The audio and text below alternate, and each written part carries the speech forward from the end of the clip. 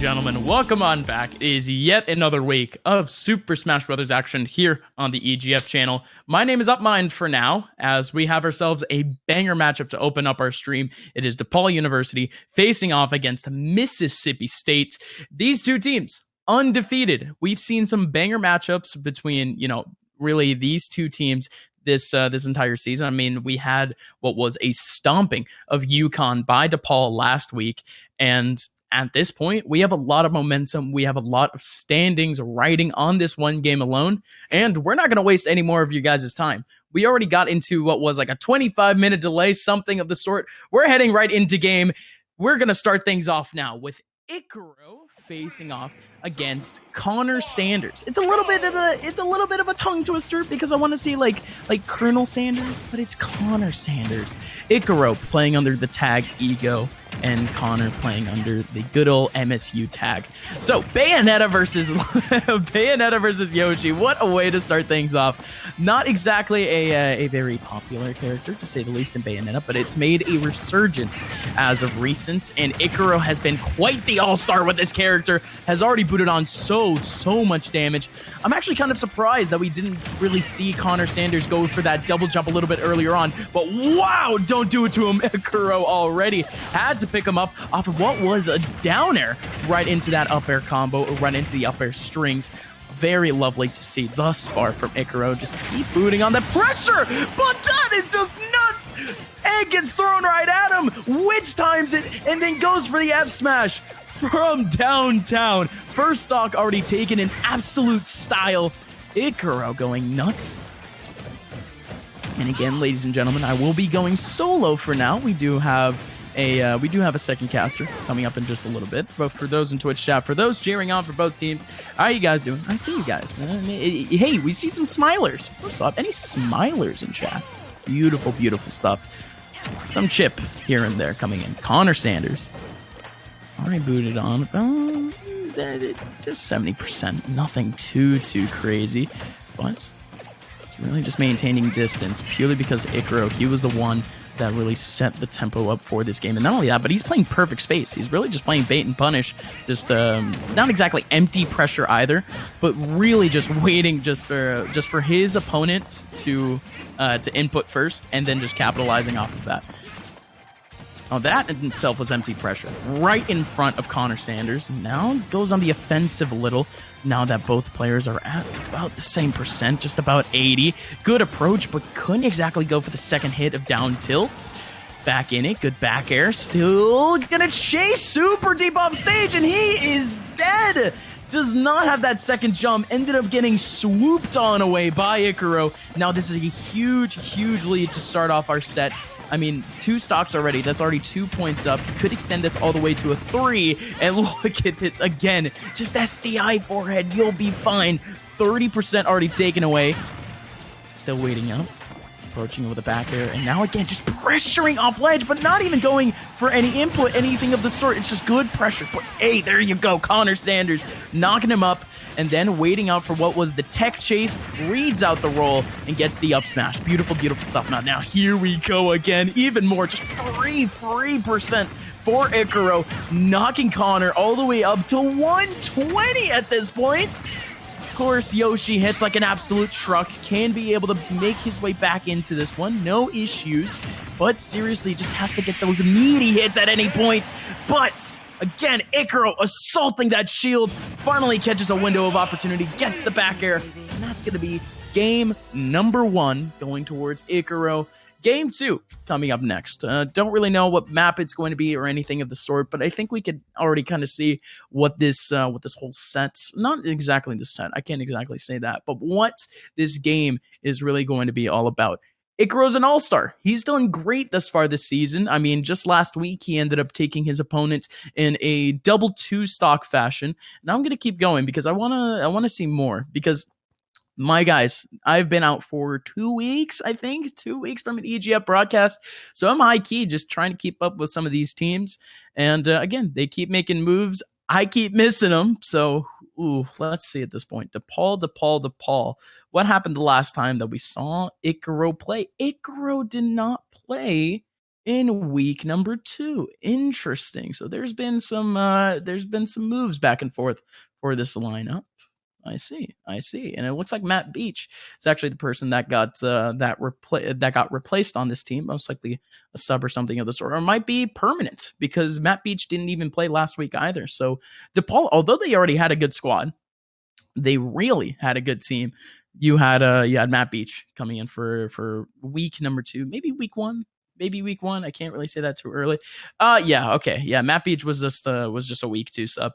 I'm just thinking out loud, folks. I have no one to throw it out to. The only person that I can really throw it out to is you guys at home. Ladies and gentlemen, I hope that you guys are all having a beautiful day. That it is election day in the United States. And if you guys haven't voted yet, it is 5 p.m. at the latest for most regions. And even if you guys haven't registered, the following states can register same day. You guys can go to a polling station or a polling place today. California, Colorado, Connecticut, Washington, D.C., Hawaii, Idaho, Illinois, Iowa, Maine, Maryland, Michigan, Minnesota, Montana, Nevada, New Hampshire, Utah, Vermont, Washington, Wisconsin, Wyoming.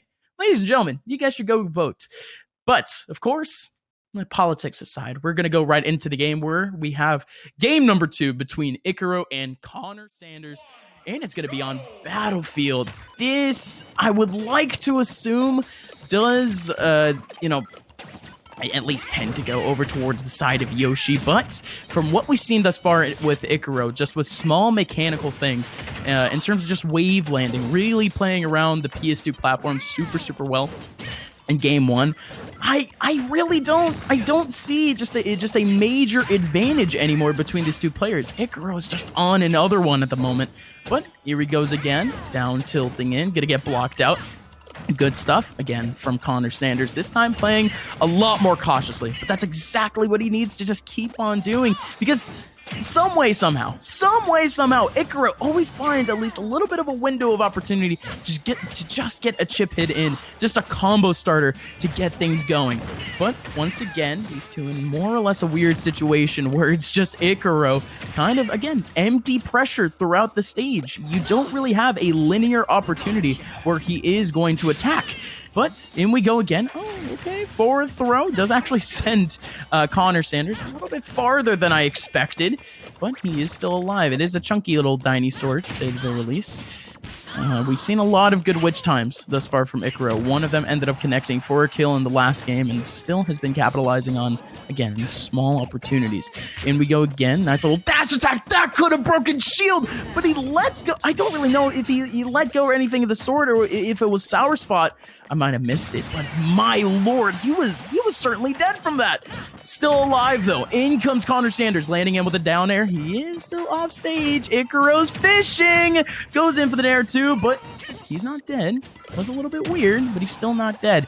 Down B, right at ledge for Connor Sanders. Has full rage, so he can just home run bat this Bayonetta off this stage ASAP. And good response, too. The jabs came in. Very small window for him to actually respond with. And he actually does. Nairs it on away. 200 to 101. And that one's finally done. A bit of a dash attack action. 100 now for Icaro. Just trying to maintain this. Trying to extend that lead. Playing around ledge. And oh, he was going. He was going for some Swiss cheese, ladies and gentlemen. That is some thinly cut cheese that he was going for off stage, just off that nair opportunity, looking for a stage spike and just looking to continue that, but it simply did not get it. Currently tied 2 stocks to 2.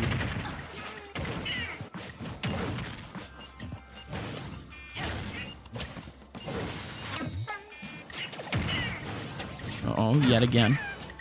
Down air opportunity. Again, that down air does so much damage. I think about 30 or 25 if you just get every single hit of it. Not only that, but it could also combo start purely because we're talking about Yoshi. He can capitalize on a couple of up airs and airs here and there. It's all too easy. But now in we go again. Icaro slicing and dicing through these two players. They're taking their sweet time. They're taking their real sweet time. It's nothing that I think neither one of these players are too uncomfortable with, because at this point, they're just kind of running around the stage. It's just that empty pressure that is going to end up capitalizing on just a little bit of damage. But no insane combos thus far this game. What in the hell was that from Icaro?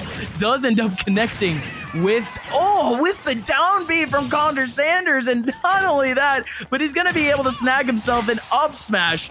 And, well, that's the second stock gone, but this is very much a duplicate of stock number 1. Icaro up against the ropes in terms of percent, has a little bit of rage, able to capitalize though, has Connor Sanders up against the ropes, 50%, still taking it. Now he's off stage, dash attacks in, still covering ledge, even more damage, but the super armor off the double jump gets it.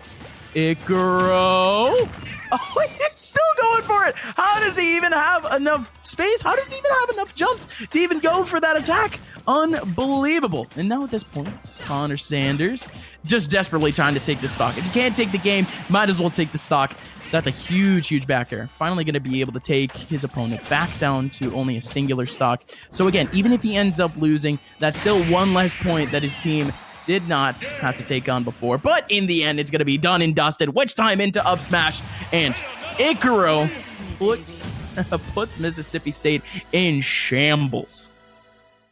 If I'm not mistaken now, the score is going to be 5-0. I think so. Yeah, 5-0. It's a weird system, ladies and gentlemen. I think I can run you guys through it real quick. For every stock that you end up winning by, just for example, Icaro ended up winning the last game by 1 stock. His team ends up earning 1 point. Same thing with game number 1. He won by 2 stocks. That means he went up by 2 points. And every single player in this crew battle format goes into a BO3. So whoever wins that BO3 gets an extra 2 points for their team. So it's just a little bit of extra salt in the wounds, thus meaning that the score is 5-0. And ladies and gentlemen, we are going to be going into a very quick break. I'm going to go hydrate myself, really catch up with what's going on in the world. I hope you guys are staying safe. I hope you guys are staying healthy and having a beautiful day. We will see you guys in just a little bit for game 2 between DePaul University and Mississippi State.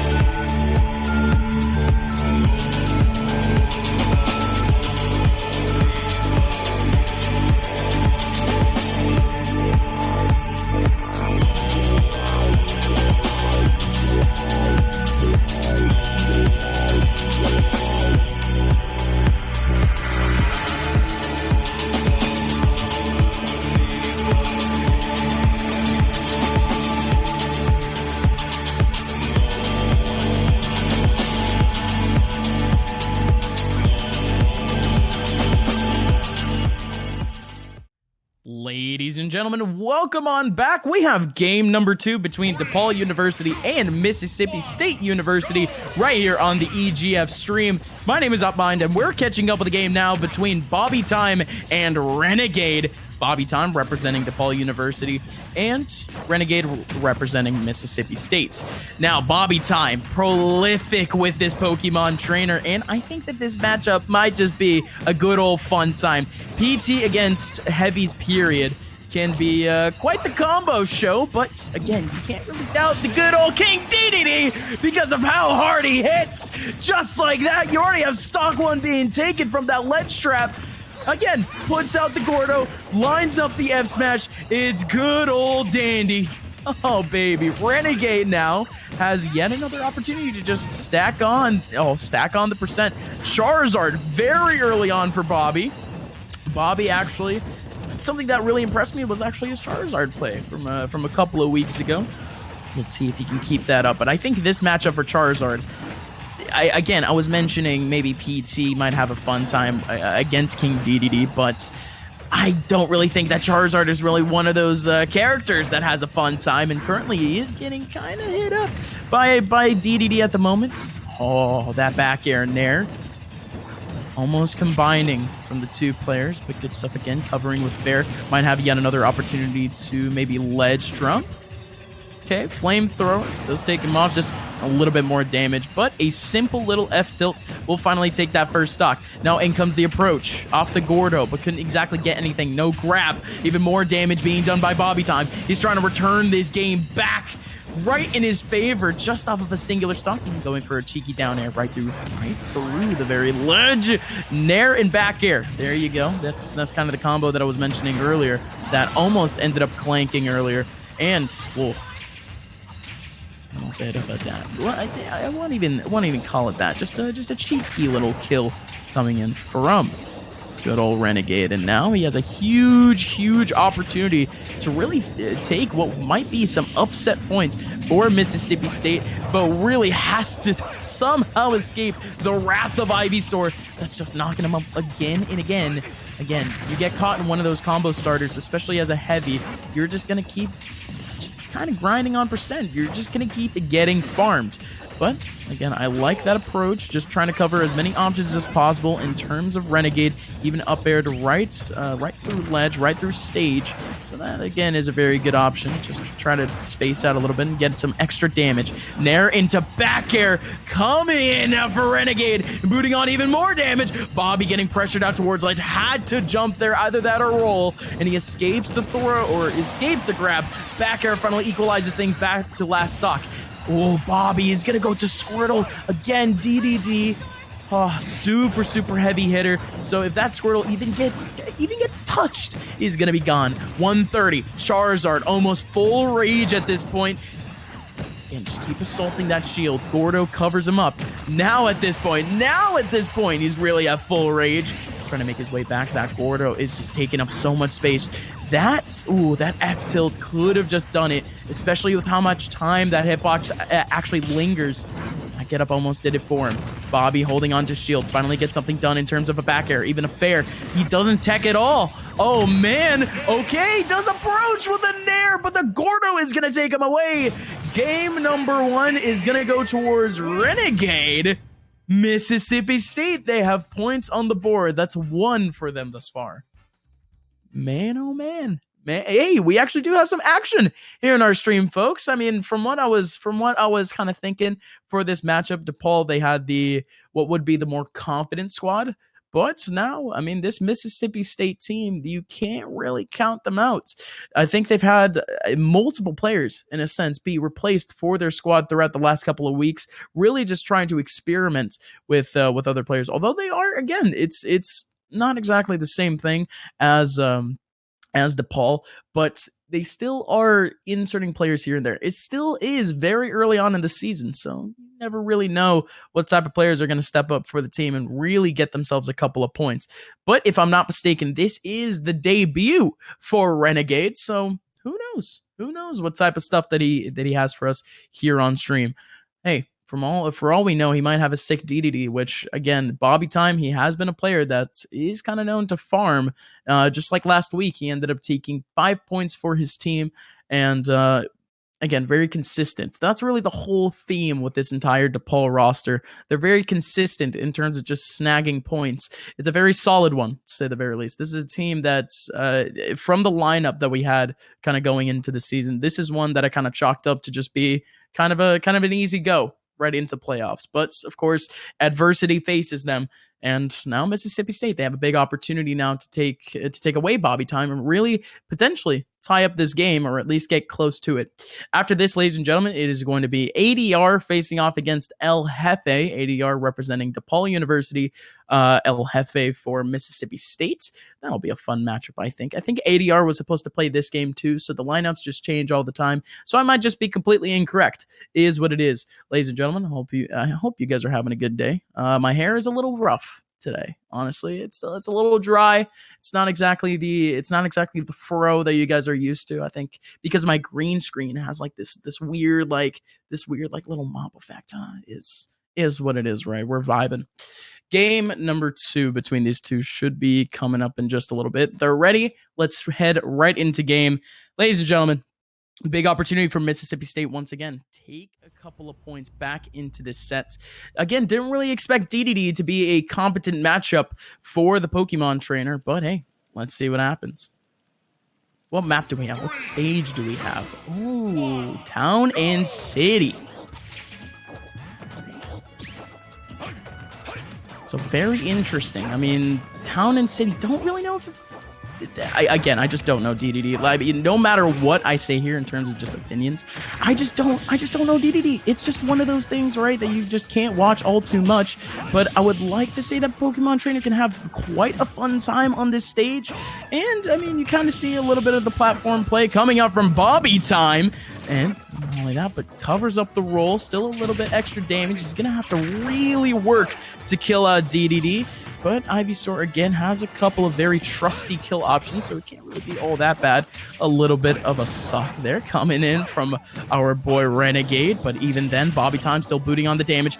Gordo being whipped on back from the Razor Leaf, but still nothing happens. Fairs, nairs, everything that Bobby Time can really throw out just to space himself out from Renegade. He's just trying to maintain it, but it's simply not happening. The Gordo still stays. It gets thrown out, and now both of these players are at extremely similar percents. Oh boy, fair into up air. Finally going to finish off the stock for Bobby Time. Now he has his first lead of the game. And now, low percent combo. We're talking about Ivysaur. We're talking about hitting like a truck. 41% just like that, and he can't land 56%. Still covering ledge. Oh, that Razor Leaf too could have struck into something. Potentially, we're looking at 75%. Still nothing though. Somehow makes his way back. That fair would have done it for him, but he's still alive. Bobby Time, he had the spacing, but he's still alive off the fair. Oh boy, the Gordo too. Still living 163. Good Razor Leaf just to cover up ledge. Kind of has a get off me option. Nothing too crazy. He's really just trying to extend the stock as much as possible. Great DI from Bobby Time, barely surviving, and he still has that full rage to try to assault Renegade. Gets the grab, back throw, Razor Leaf off stage, still just throwing him out. That Gordo's gonna land. He does escape it. Bobby Time looking for an up B, maybe even an up air. Can't find it. Yet another one. Bobby has him up against the rope, but it's still on a kill, and a flying Gordo, a wild Gordo ends up getting the kill. Oh no, that is unfortunate, but he done so much damage off of that. The directional air dodge actually going to allow Renegade to survive. Oh, unfortunate. Down tilt into up air. It's too high of a percent. He can't exactly connect. Razor Leaf again getting thrown back, so a little bit extra percent. And again, DDD with full rage. That is so scary. He has one of the best dash attacks in the game. And overall, from what we've seen from Renegade, he has some great combo play, believe it or not, from a DDD in general. 227. How is he still alive? How is he still alive? Nothing for Bobby Time. He can't connect, but finally going to be able to get himself the frag. Oh, hey, we're talking about Counter-Strike. Finally gets himself the kill. I was about to say frag too. 73% off Bobby Time. Is he? No, he's going to have the Charizard, going to be able to upbeat back up. But wow, that would have been a huge return to form for Renegade. I can't even speak. Bobby Time with the spike. And that's going to be game number 2 for DePaul. We have a game 3. Easy peasy. Oh man, I'm getting more and more flustered at this point. I don't even know what to think about this matchup. Bobby Time is back, baby. This is the player that I've been expecting literally this entire time.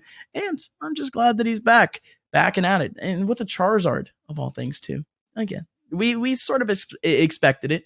He himself with what has been some, I'm not going to say cheesy Charizard play, but, at least a very good utility off of it.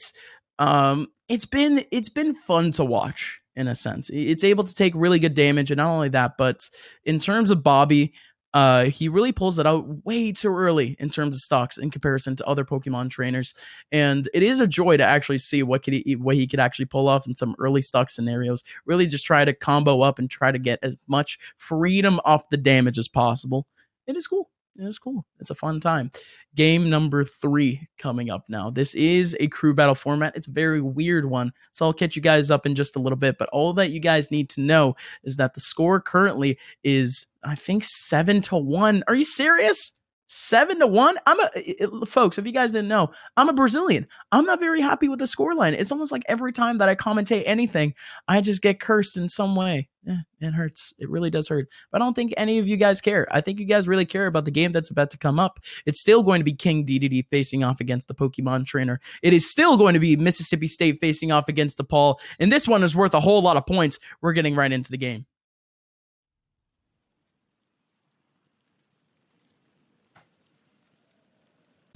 So let's see now.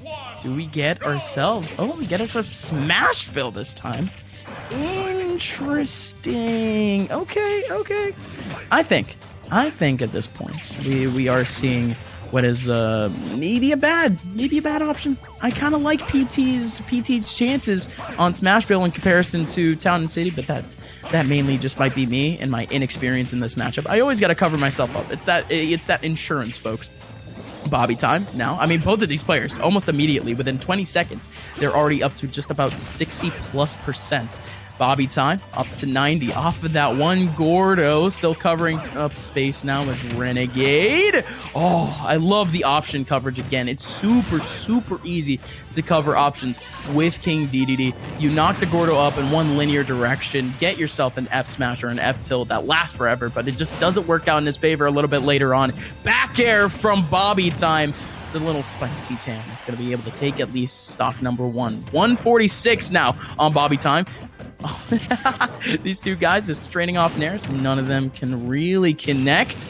Bobby again, surprising that he's still sticking to the Charizard, but it's mainly for that rage factor. It's mainly for that hit factor. And like I mentioned before, I'm very interested in Bobby Time's Charizard purely because of how much damage he can actually get super early on in some of these stocks. But wow, a whiffed. Okay, whiff coming in from Bobby Time, but then a whiff punish from Renegade. Somehow, Bobby Time was able to survive that, but doesn't survive for too long.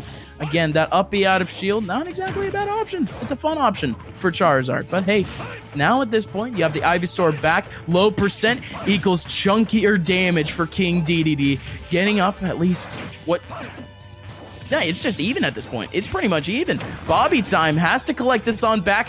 Up tilt coming in from good old Renegade. Gets covered up by the Razor Leaf. These projectiles are just not working out for them, at least in this stock. Gordo, not going to be going out, actually. He goes for the suck instead. Look how big that hitbox actually is. That's a massive hitbox for a fair. Or not a fair, an F-tilt. Good lord. In comes Bobby Time again, assaulting with the Razor Leafs. Whoa. The Charizard ended up getting sucked and now back into an up tilt. Oh, Lord. Jeez. Gordo going to be able to connect and taking away the second stock for Bobby Time. And now last stock situation for Bobby as now Renegade again assaulting Bobby, really just trying to finish off this last game. Again, game number 3 between these two folks. And again, Mississippi State, they can just keep this set at least to a minimum if they could take away this game. And currently, oh man, again, Renegade just going for as many chunky options as possible, really just trying to be as safe as possible, because that's exactly what he's doing, spacing out and still really just trying to go for some not hard combo starters, but just some chunky damage, just as a little bit of a get off me, or really just an impromptu move. 88% on Bobby Time at the moment. In comes Renegade. He's at full rage. Gordo out, F-tilt out, 112. Bobby, not like this. Has to finish it off. Back air. Finally going to finish off that second stock. Bobby Time. He's playing up on Charizard. He can get this comeback, but it's going to have to be massive. F-tilt from Renegade. His shield is getting assaulted. Same thing with Bobby Time as he actually capitalizes off the jab. Oh, man. Oh, boy. I love the fading down airs that some characters can pull, and that was super close for Bobby. It almost seemed like Renegade was ready for that recovery. Does neutral get up?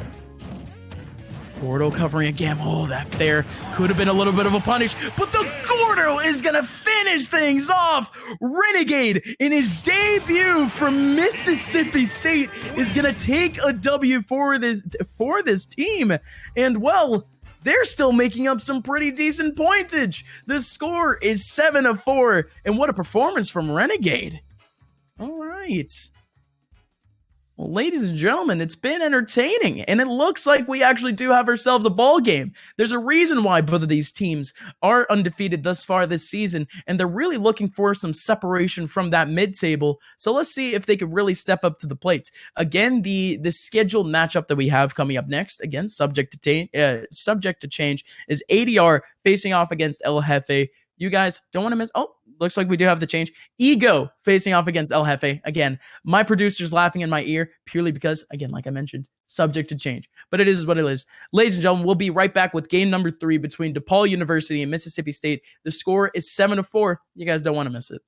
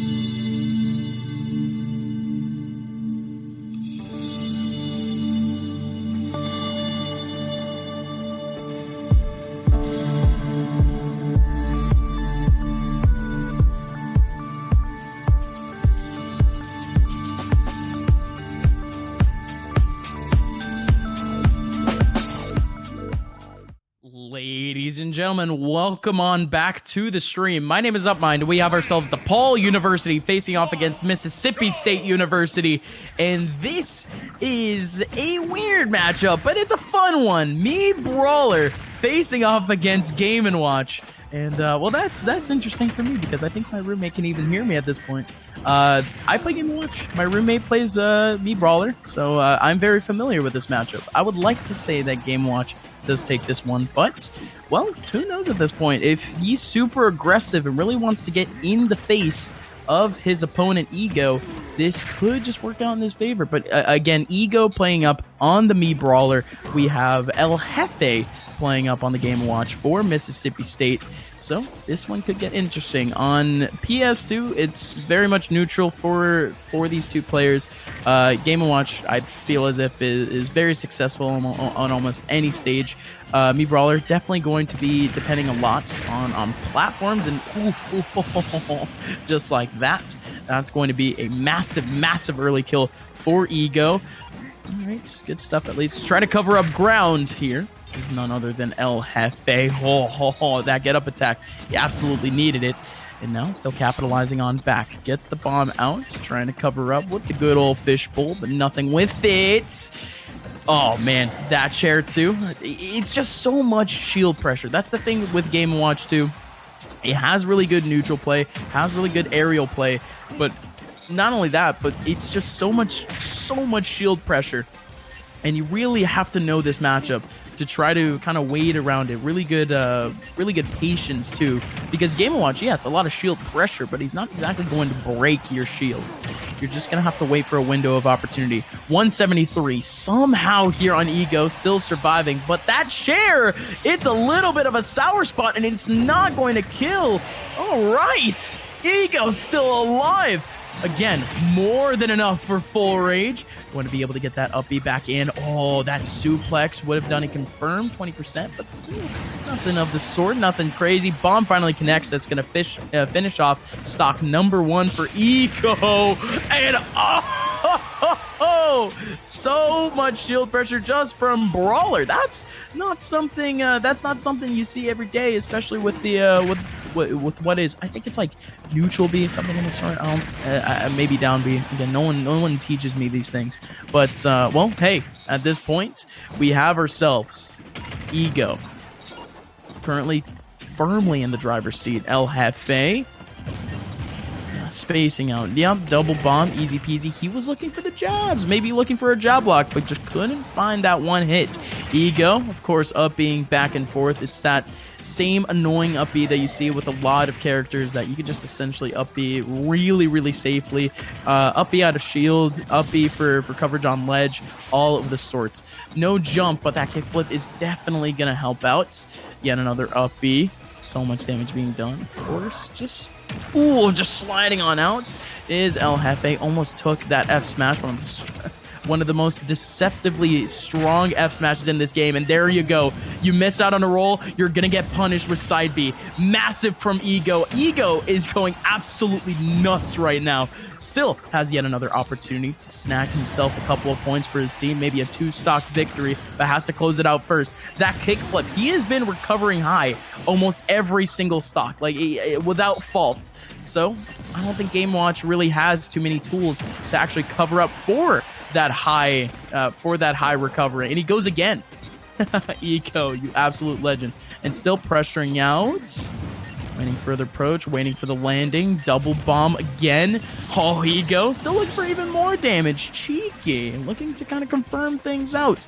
But it finally is going to be a stock back for El Jefe. Nair's back and forth, but he was really looking for what would be that last crucial hit of Nair, but he doesn't get any of it, and instead Ego gives him a couple knuckle sandwiches. That's going to be game number 1 going firmly in the hands of DePaul University. Mississippi State up against the ropes once again. Massive. All right, boys.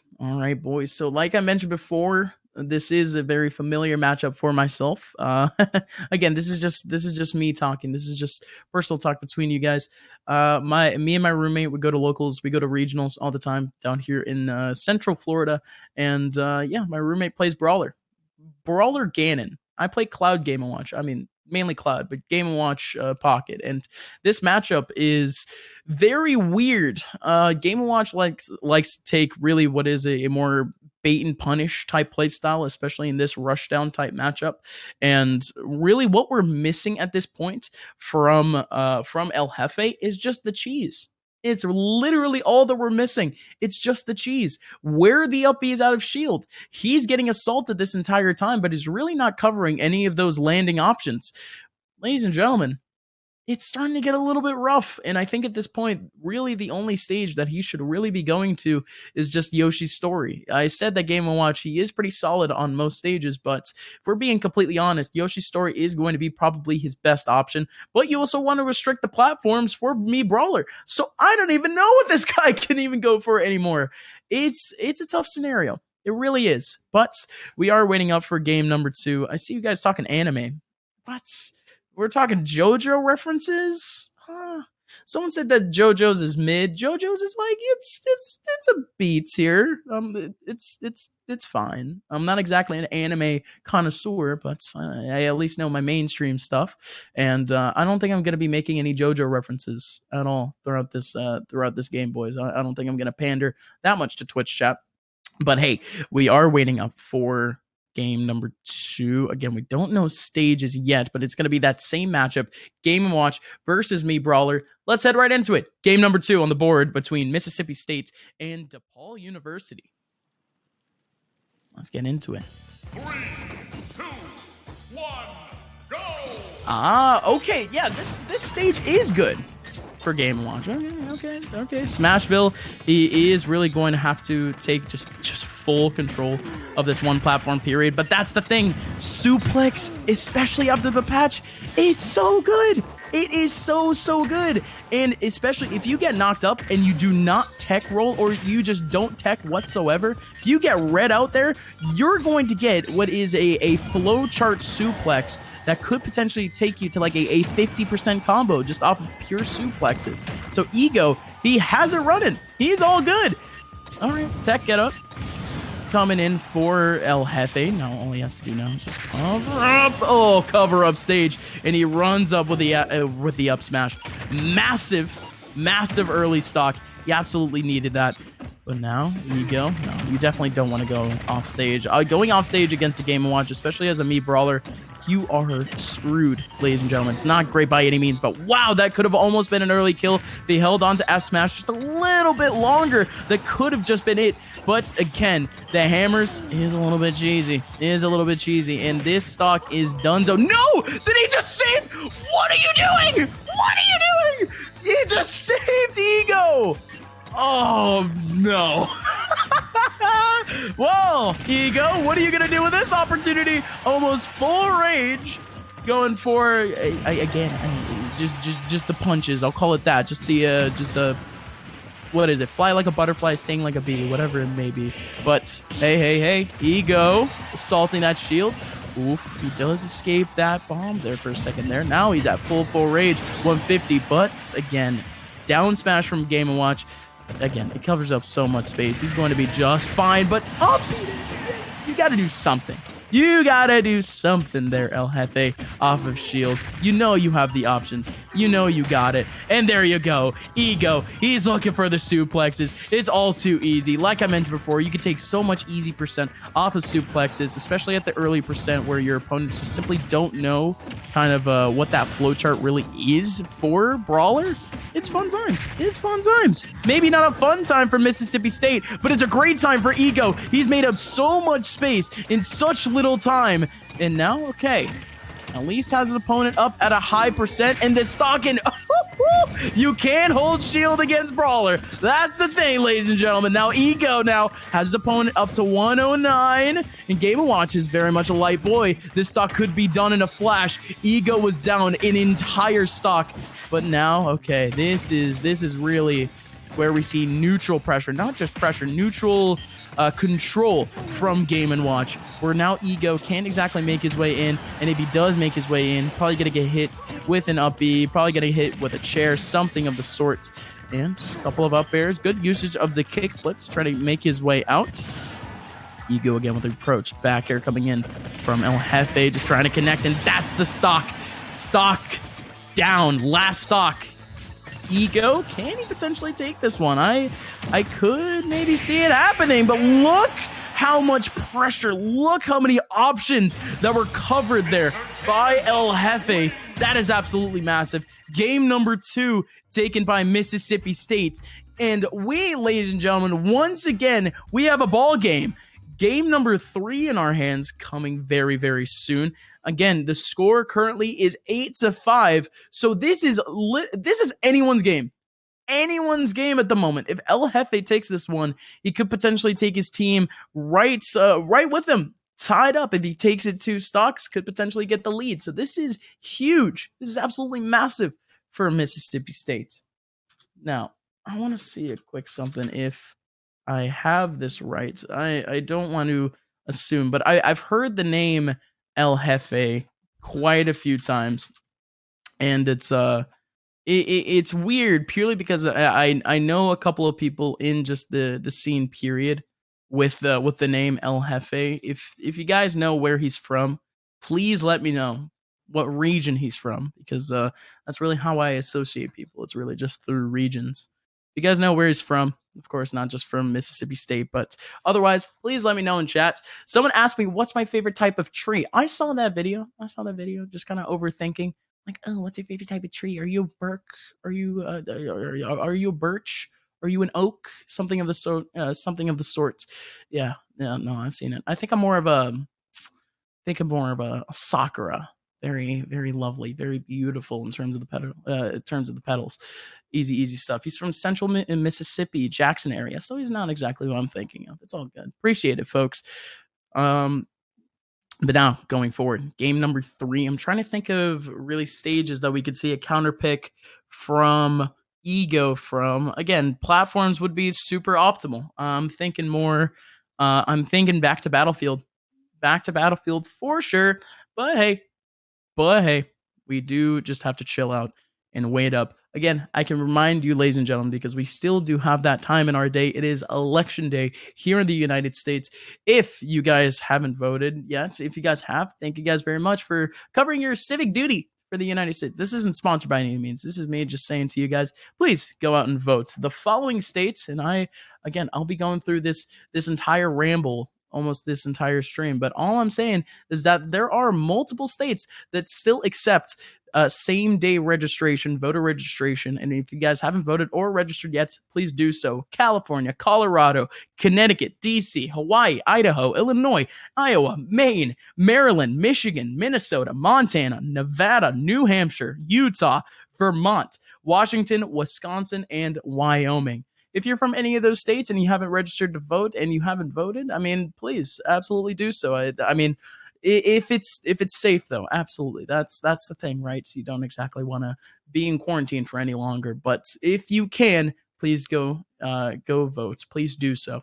But again, we are heading right into game number 2. It's DePaul University facing off against Mississippi State. We're rounding out our game number 3 of this entire set with game number 3 of the 3rd set. Lots of threes, but we're hoping to break the thrice tie. Yes, ladies and gentlemen, we do head over to Battlefield like I predicted. This is very much an optimal map for me, Brawler. It is also for Game & Watch. I'm going to be completely honest. Tri-platform is a very fun time. Up airs, we're going to see a whole lot of them. But, see, this is the dangerous thing about Battlefield. Because of these platforms, suplexes are a lot more easy to try to read out. So you're probably going to get, if you get suplex once and you don't tech roll array or Ego reads you out, you're going to be taking like 40%. But that, of course, is at the earlier percents. That is, of course, we don't have the sets, or not the set knockback, again, the stronger knockback.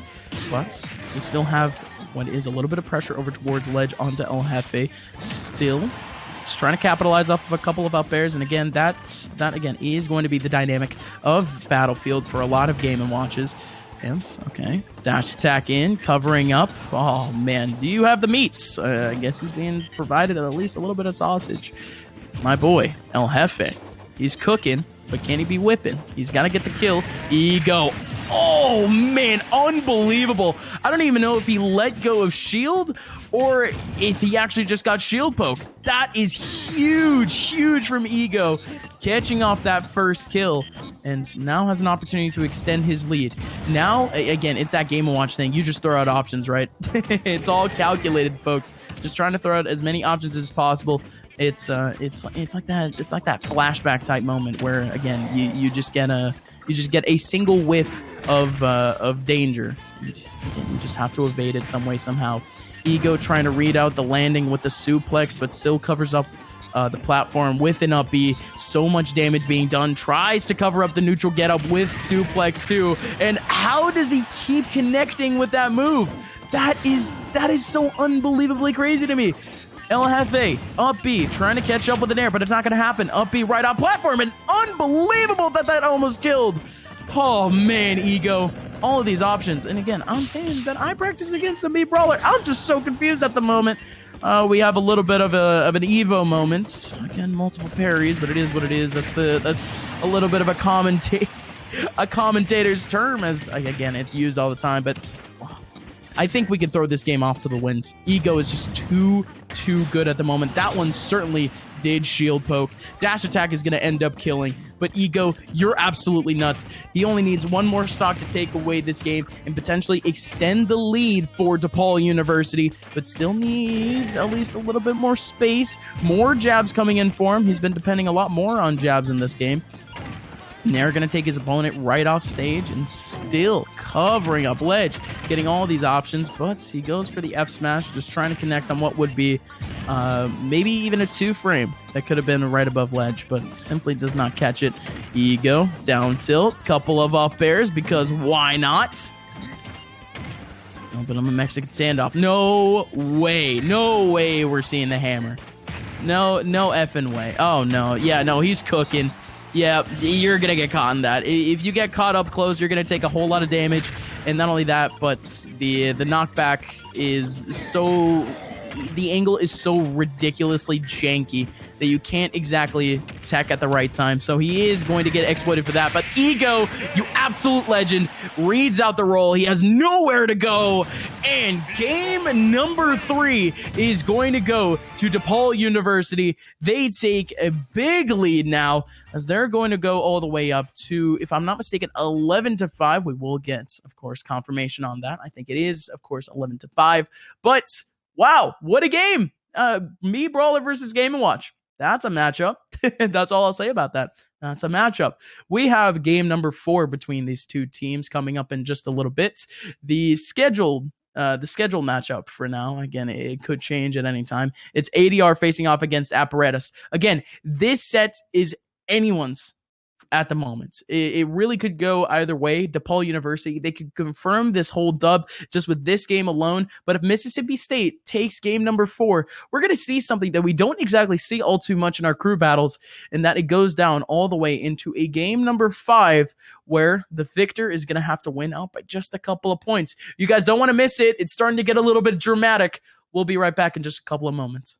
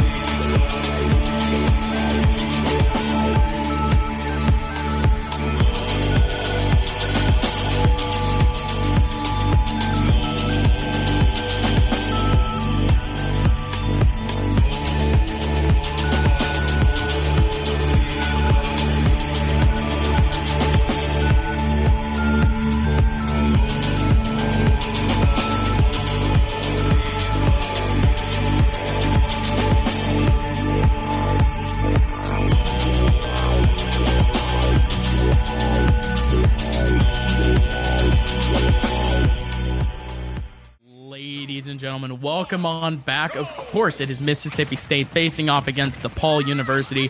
My name is Upmind, and I actually do have a good old friendo with me joining the stream.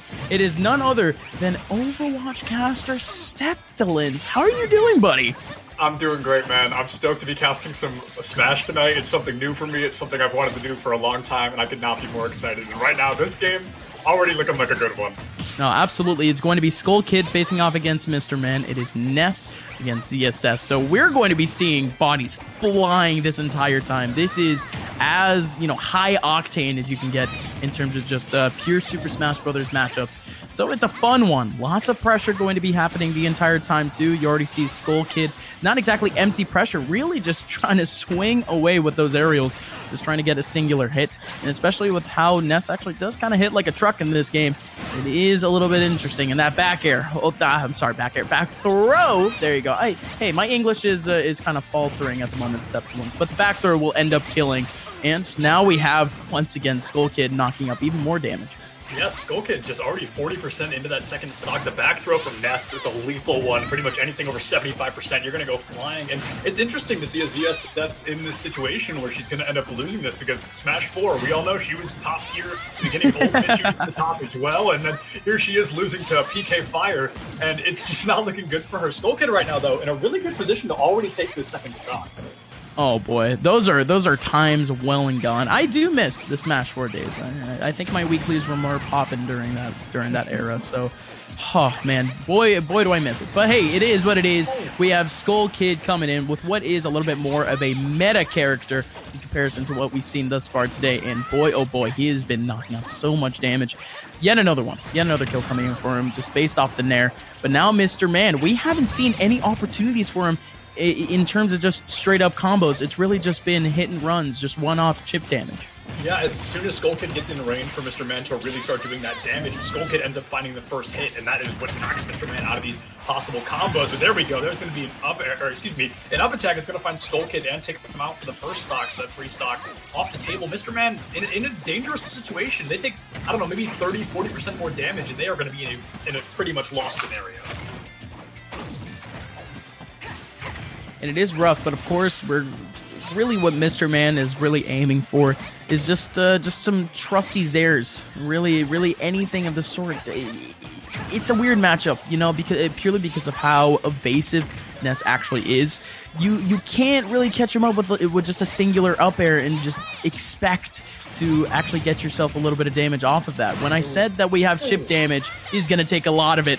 Huge back throw coming in from Skull Kid, but it's not exactly going to kill. But Mr. Man is collecting up a little bit more rage. Could potentially at least equalize things back to a singular point, but an F-tilt is going to take this one away. Skull Kid, a massive 2 points being taken back for his team. And, I mentioned before, DePaul University, they win this game, they win this best of 3, and they win this entire group battle. Yeah, that F-tilt, it's a nasty one. It sneaks up on you quick, and we saw that Zero Suit Samus did not have any time to respond to that. It's difficult. Like you said, this is a difficult matchup, a Ness versus a Zero Suit Samus. The Samus is definitely at the disadvantage there. Ness found some great opportunities to space her on that map and keep ZSS as far away as possible. And I think that is really what made the difference in the end there, was just keeping those projectiles and keeping her as far away from him as he could. Yeah, and again, it just comes down to it. It's a weird matchup. We don't see it all too much. So that's why I'm really just trying to break things down in terms of just individual characteristics of these characters. And again, it's really just going to come down to Ness dominating the entire stage, dominating neutral, dominating tempo. That's the really important thing, because tempo is something that ZSS really depends on. Super depends on. I mean, myself coming from New England, I've watched Mars, from day one. Essentially, that guy has given me nightmares. And if I'm being completely honest, the only reason why he is so absolutely dominant and really looks as cool as he is mainly because of how much hype he actually builds himself up, how much momentum he can actually collect. But he doesn't exactly have that opportunity, or ZSS doesn't exactly have that opportunity in this matchup, purely because of how kind of cheesy Ness can actually kind of be in terms of just getting out of any scenario. Yeah, I don't think I could have said it better. ZSS needs one thing to be successful, and that one thing is momentum. And I just don't think we saw Mr. Man have even a single moment where he had the reins on the fight. Skull Kid was constantly moving around, staying out of the way, and Mr. Man never had the opportunity to combo even once, let alone find those lethal combos that really make ZSS something to be afraid of. Right. And of course, we might see that danger coming up in just a little bit, but I might have to think a little bit about what would be stage selection. Of course, Kalos is going to be a very much a hot pick for the ZSS, purely just as what would be a little bit of a counter pick for Ness. I mean, you want to die a lot earlier, or I'm sorry, you want the Ness to die a little bit earlier, but you're not exactly going to have that luxury. You're going to have to depend on what would be just trying to evade that neutral pressure, evade those areas that, again, have plagued Mr. Man from what was frame 1 of game 1. But ladies and gentlemen, we are heading into game number 2. Yoshi's story. This one is very, very interesting. This is interesting. It's a great word here because ZSS now has the opportunity to get those combos very early on. Skull Kid has a lot less room to run on this map, but right now it's already working out in Skull Kid's favor. The zoning has been great so far. Ooh. PK Fire off the map is going to dump 24% onto Mr. Man right there, and that 24% could make a back throw lethal now. So Mr. Man, they've just got to be hitting these shots on Skull Kid a lot more often. No, absolutely. And even as he was stunned, he still found his way out of it. But Mr. Man did get a little bit spicy, making his way real quick back into neutral, and that's good. Gets that fair up. But again, it's that thing with Ness. It's the Ness diff, folks. Skull Kid is going to be able to not only escape, but trap Mr. Man right off ledge with a down smash. Yeah, it's not often you'd expect an intergalactic space hunter to get beaten up by a little kid, but Skull Kid right now is just really putting the work into this Zero Suit Samus. And Samus finding in those pot shots, like you mentioned earlier, it's always those one-and-done shots where she really is struggling to find the combos that, like I said earlier, Samus really needs to succeed. Skull Kid is abusing that fact and just dumping projectiles into the Zero Suit Samus. And that really is making the difference in this fight. Truly is, and now Skull Kid, once again, and in that down smash, that yo-yo stretches right below ledge. It's one of the best smash attacks in the game in terms of just pure ledge pressure. And I mean, Skull Kid, he can abuse it all day, every day if he wants to. Gets out of, once again, yet another stun. But, oh, Mr. Man, he tries to make his way in. Yes, kick flips just to try to evade the down smash, but the down smash comes right back at him like a homing attack. Skull Kid up 2 stocks once again. Yeah, Ness's down attack there, kind of a bit of a boomerang, and that really did go to proof. Mr. Man just could not avoid it. Skull Kid right now still in a position to 3-stock here, but it's going to be difficult. But any shot, including that one, is going to take that stock off the table. But Skull Kid's still in a very good situation. No, absolutely. And Skull Kid, nice. Jeez. And again, that's the thing with ZSS too. I mentioned how evasive Ness can be. I mean, ZSS too. You can't exactly very, very trustedly take ZSS in terms of just an offstage ladder. It's simply not going to happen. So, all right. So Skull Kid, he does have at least a layer of challenge for himself. But Mr. Man, it's really neutral. That's the big issue. Absolutely. Skull Kid still a stock in the lead, but Mr. Man finally finding those combos we were talking about earlier, dumping in the damage necessary. The back air is going to find Skull Kid right off the side of the map. They're down 1-1. This is really the first time Mr. Man's had a chance to take in the series here. Yeah, no, and that's massive. That's really the first taste of what we have of really one of Ness's downfalls, and purely because of how light he is. It was knocked up pretty much once. I mean, that up B almost ended up killing, and then just a very simple fair ended up taking away the stock from Skull Kid. So this one, not exactly tied. We are down to last stock. It is last hit for Mr. Man, but let's see what type of magic he can pull off. He is getting pressured at the moment. Yeah, it's going to have to be magic indeed. 117%, one connected throw from Ness, especially a back throw, is going to take you right off the map. So Mr. Man's going to have to pull out a combo, but it's, again, just take those shots. Nope. And there it is once again. Skull Kid's going to take that fight as well. Yeah, and that's huge. Again, DePaul, they will be taking this entire crew battle in style. It did get a little bit dramatic in the very middle, but Skull Kid, he steps up to the plate right when his team needs it. hits a grand slam, and now it's the walk-off. We still do have another game up next on stream. It is going to be ADR facing off against Apparatus. Mississippi State's undefeated no more, but let's see how many points that they can take back. Again, standings is going to be absolutely huge. Point differential is going to be massive towards the very end of the season, and especially against such an important opponent like DePaul, it could be at least a little bit more demanding. Let's see what happens, folks. Game number 5 coming up in just a little bit.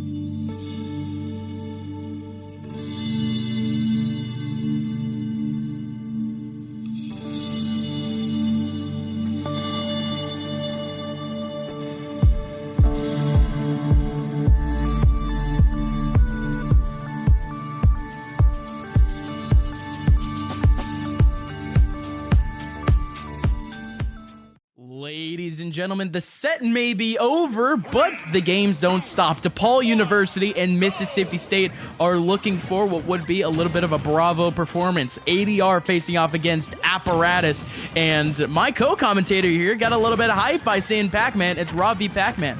Yeah, ADR playing that Pac-Man. I'm a Pac-Man player myself. I absolutely love his moveset, and I love this matchup because we've got two of the oldest representation characters in Smash up against one another. And ADR gets a lot of opportunity if they can start playing off the map a little bit, but Apparatus really trying to keep him down there. So I think if ADR can land these combos on this Pac-Man, he can absolutely take this series. But as long as Apparatus keeps the distance like they are now, it's going to be a tough fight.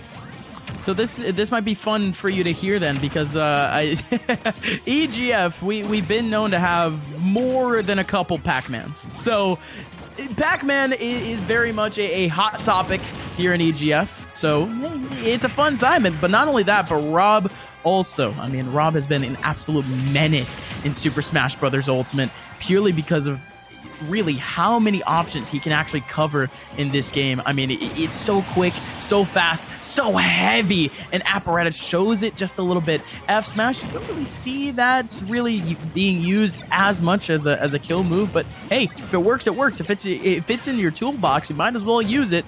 And well, now ADR down a stock. What can ADR do now, Mr. Septilance, to really make this one back?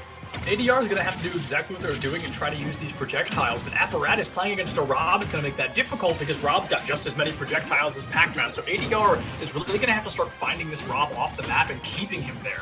We're seeing the complete flip script here. Apparatus is taking ADR off the map, and we've seen ADR fall once already. Just some nasty combos. You mentioned it already that Rob has so many possibilities of stopping heroes left, right, and center, off map, on map, and it's just something that can be difficult, but ADR, they're going to have to start dumping in the damage because one good back throw can Rob off stage and it's all but over for that Pac-Man stock. So Apparatus is going to have to really keep up this momentum if they want to take ADR out of the fight, I think. I mean, that stock was almost over too a little bit earlier on. We saw the down throw. All he needed was the up tilt into up air to actually get it. But wow, that was actually huge from Apparatus. That was drag down up air right into up smash. So Apparatus, he's going pretty nuts at the moment, and it doesn't seem like he's stopping whatsoever. And I mean, you mentioned also what might be projectile play and why it might be countered by Rob. He has a reflector. His side B is a reflector. So you throw a projectile at him, and especially if it's a Galaxia, I mean, that thing's going right back at you and could even equate into a combo for your own opponents. But now ADR, one big thing that I want to point out too, his smash attacks are absolutely brutal. They have a lingering hitbox to him. They hit like a truck, and ADR, he did pull one off, but it was a little bit of a sour spot, and not only that, but a little bit too far for that to even kill. He has his opponent up to 153, but ADR, again, like I mentioned, has so much ground to regain. Yeah, absolutely. ADR currently 2 stocks behind. Make it 1.5 here as ADR is at 55%. Apparatus loses that first stock. But ADR keeps putting themselves in that crucial position where Apparatus is going to get the high value. ADR keeps dropping below the map off to the side, and that's really where a Rob gets to use all those counters and those abilities we talked about. Right now, Apparatus is doing a great job making sure that Pac-Man here doesn't get to use any projectiles, which makes Pac-Man pretty much a punching bag. Sure does.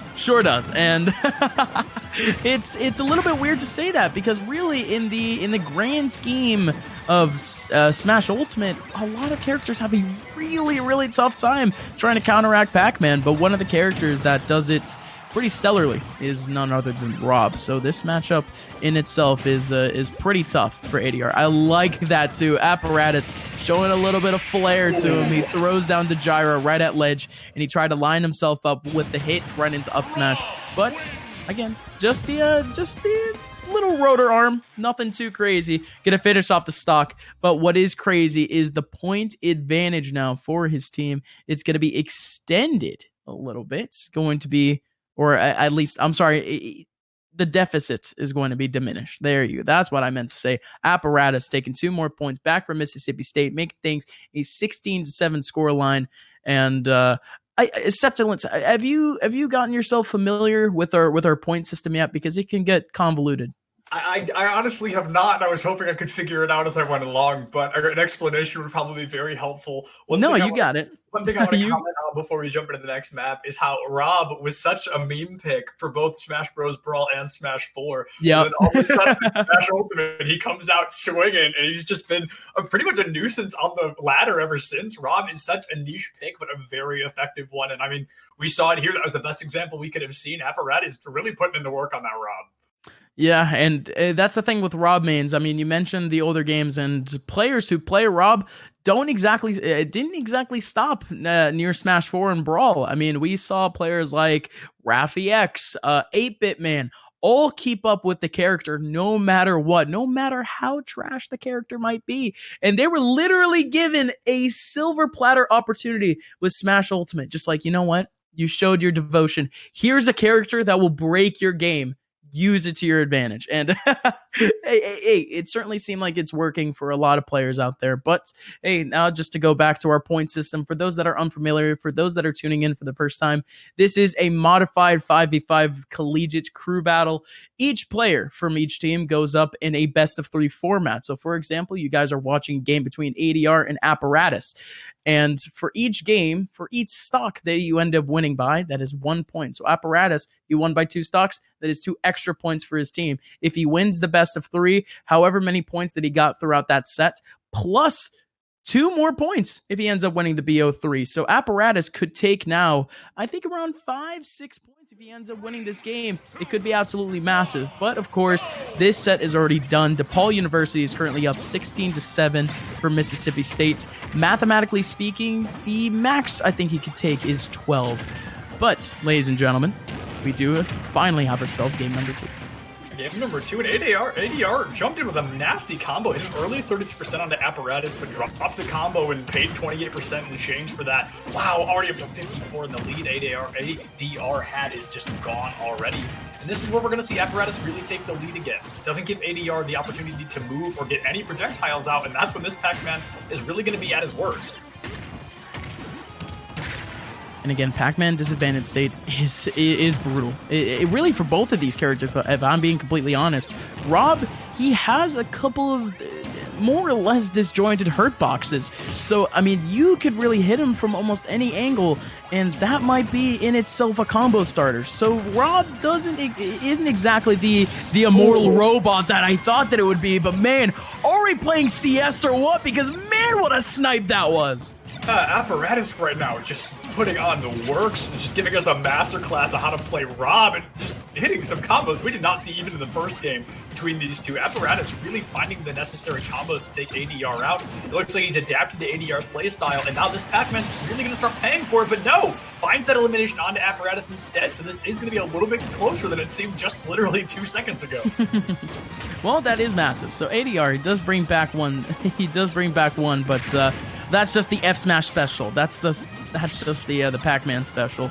And I think ADR, he's given himself a little bit of a, I guess you could say, a name for himself, a reputation for using roll a lot and using F Smash a lot. So I think one of our broadcasts early on in the season, we literally had people counting every time that he pulled out an F Smash because of, I mean, honestly, if you have it, you might as well use it. I'll say it again. But love that from ADR. He just walks on away from pure danger. But yeah, it's a fun time here in Smash UGF, Septuon says. We do have last stock coming up for ADR. Yeah, last stock for ADR right now is not going to be great, but yeah, I couldn't have said it better. That F Smash is Pac-Man's just lifeline in all honesty. You can't hit his back air, you need to be hitting an F Smash, and right now, ADR is surprisingly struggling to do that, even though the F Smash is a very large hitbox to find, but Apparatus is constantly staying out of the way, and that is making all the difference so far. ADR there. Oh my lord. The gyro ends up hitting ADR right towards Legend. Apparatus right through it ends up getting a nair up, so that's a little bit more cheeky damage. But ADR does finally take back the stock. I swear to God, can we get a controller cam on ADR? That guy has to be mashing his life away to be getting off of getting out of down throw that quickly. But wow, ADR. I mean, if I'm not mistaken, he also lost his ledge invincibility off of the drop down. So that was huge from Apparatus just to try to go for the rotor arm right below it. But now ADR did collect up a little bit more damage. He gets sniped up once again. 152. Apparatus again. He's shooting clay pigeons, just sniping ADR out of the air once again. But what in the world was even that? What did he die to? I literally watched it happen, and I cannot tell you. I was about to ask you the same thing. I'm not even sure what he just do. Did he throw the apple at the hydrant and it went back at him? That's what I was thinking. That was the only solution I had lined up, is that the fire hydrant betrayed him and just took him out with his own projectile. I'm not sure that's what happened, but that's what it looked like. Sure. That was unfortunate, to say the least. No matter what happened, that was a bad way to go. Well, ladies and gentlemen, that is indeed GG's. Mississippi State, they do make back the points that I mentioned before, and it is very important for them going later on in the season. This was a very highly contested battle between two teams that were undefeated going into today, and the one team that remains immortal is DePaul University. Congratulations for them. They're going to be moving on. And, well, we do have another game coming up for us here on stream. It is going to be none other than Canisius University facing off against Rider University. You guys don't want to miss it. My name is Upmind, joined here by Septuons. We'll be right back.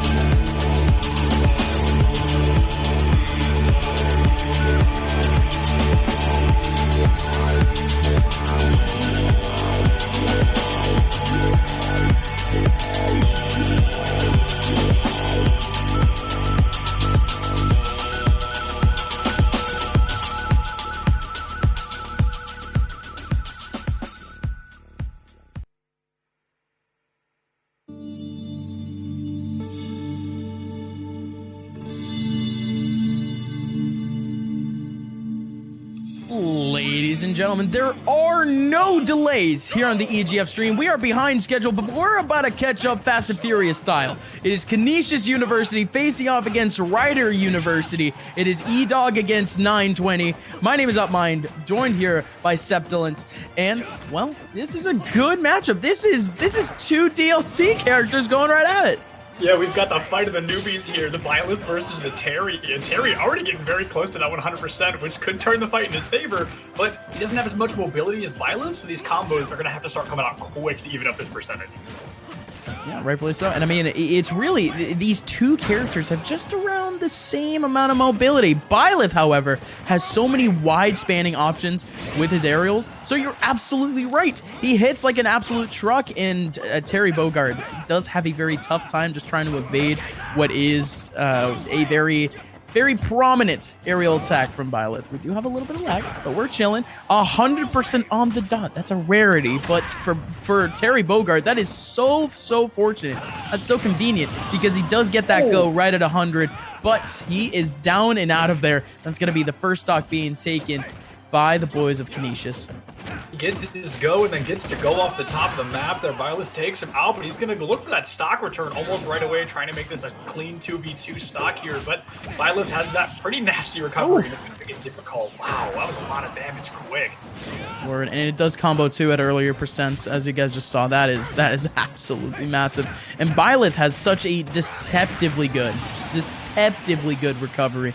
And wow, okay, that was a pretty good mix-up. 920 does go for a couple of jabs, and really all he needed to do there was go for a cheeky little dash attack, just trying to catch up with the air dodge. That's all right.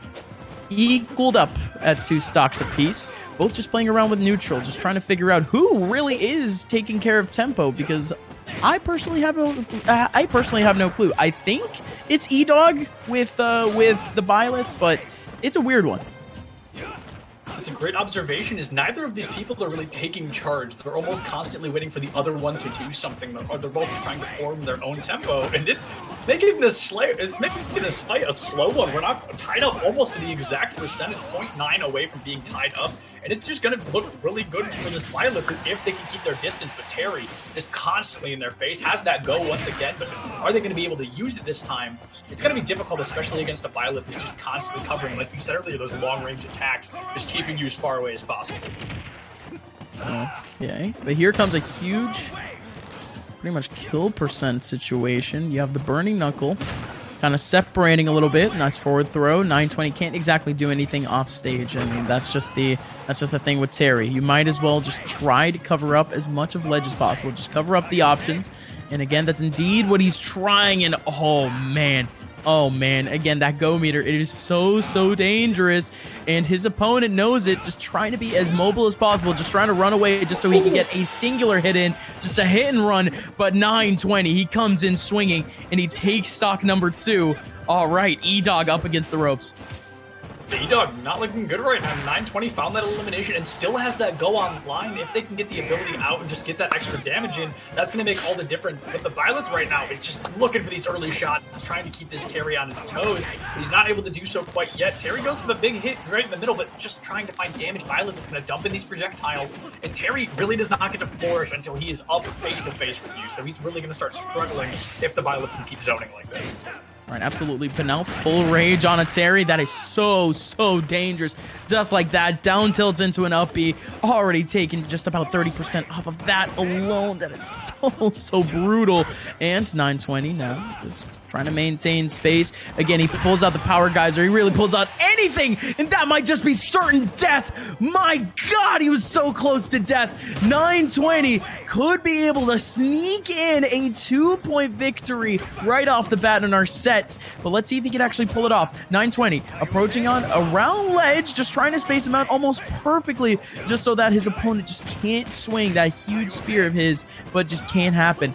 Huge opportunity again. E-Dog gets the kill. We're tied up 1-1.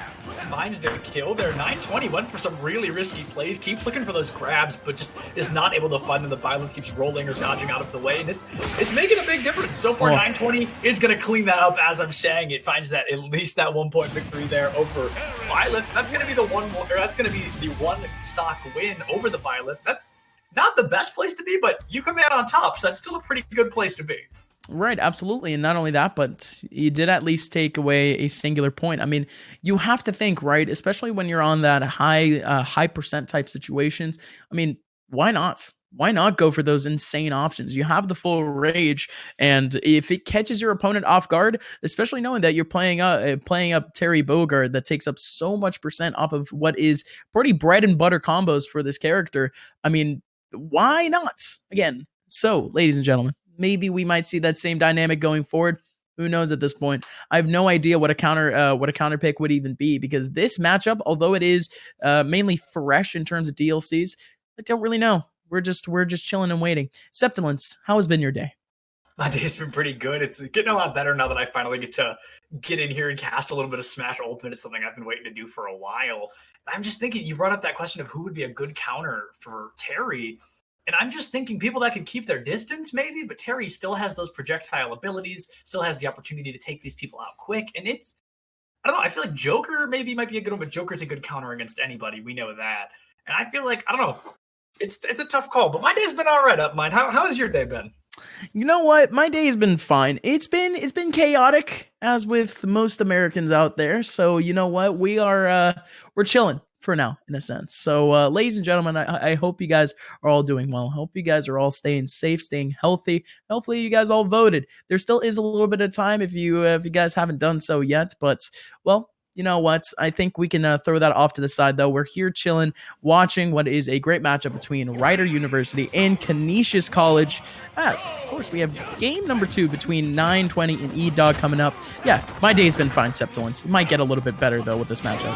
Yeah, absolutely. This is a great map. It's one that I think Violet really gets the advantage on. The Terry doesn't have a lot of places to play on the high ground, can't really flank up, just has to approach from that straightforward tactic. And it's going to be difficult to find damage, but so far he's able to do so as Violet isn't getting as aggressive as I think they need to be in order to take this Terry out of the fight. Instead, almost just barely recovering onto the back of the map there. Right now, already 80% on their first stock. They're going to have to start dumping in the damage. Really is, but that's literally what Violet is all about. Just hits like an absolute truck. Any option that he pulls out is going to be taking 20%, very reliably. So at this point, it's really all that E-Dog is really fishing for, just those high impact options. And just that back air alone is going to tie things up. And 920 barely survives, but he's going to be able to make his way back. This tied up to an extent, and nice stuff there. Again, it's the JJPD. It's the jab power dunk. Everyone knows it well. And well, now at this point, 920.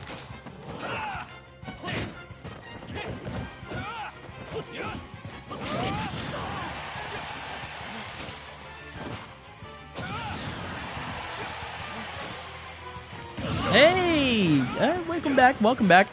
Colton, I assume we haven't missed much. Hey, we're all good. Hey, production A, ladies and gentlemen, that's the magic of online esports. We move on, right? We did miss out on what was that second stock, but if I'm not mistaken, 920, I don't really know if it was an SD, don't really know if he didn't have a jump, but I was able to see a little bit of a replay of it. All I know is that we're evened up now, 2 stocks to 2.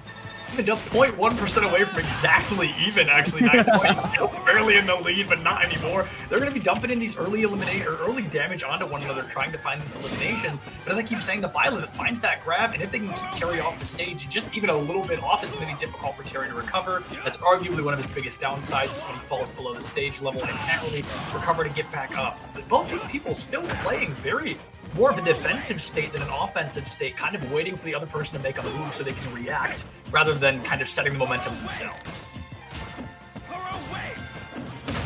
And again, it's still awkward because we're talking about Kalos. This is very much just a neutral-heavy stage where we are going to be seeing a little bit more of that showcase, really trying to establish who exactly has the tempo in this matchup, who has that momentum.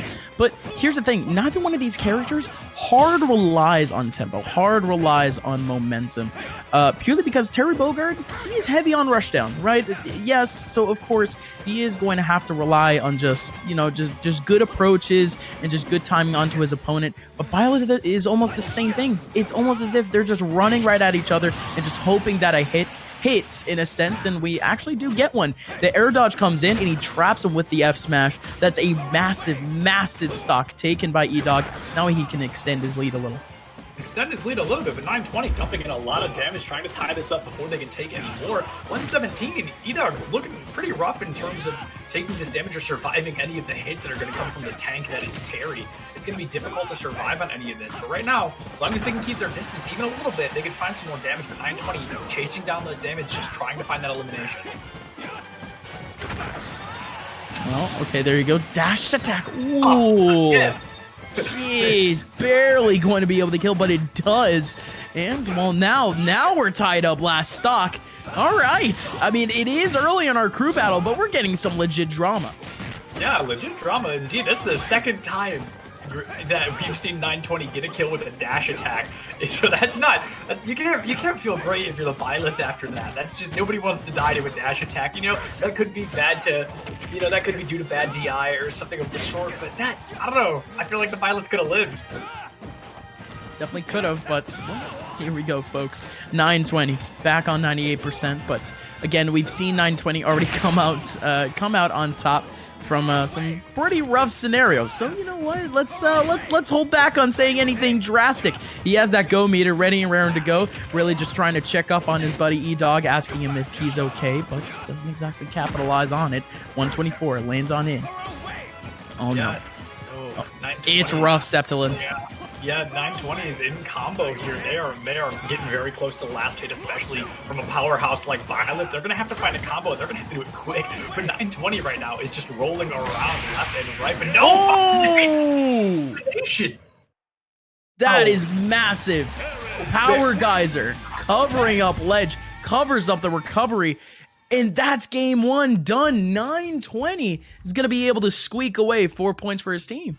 Power Geyser, that is just nasty move. Came in clutch twice for 920, who's just on the brink of death, especially on that last map. Just barely able to come out on top. Finds the elimination onto a Byleth in a very risky situation, but high risk, high reward. That's what this game's all about. And like you said, that's a clean 4 points. Clean. 920 kept it close, but again, like you mentioned, kept it clean. It was some really good control from 920, especially at the end of some of these games, and that was yet another comeback for him. I hyped him up, and he lived up to the hype. Can this entire crew battle live up to the hype? Ladies and gentlemen, we have yet another matchup coming up in just a little bit. It is scheduled to be A-Fly facing up against Nifty Bean. You guys don't want to miss it. We'll be back in just a couple of moments.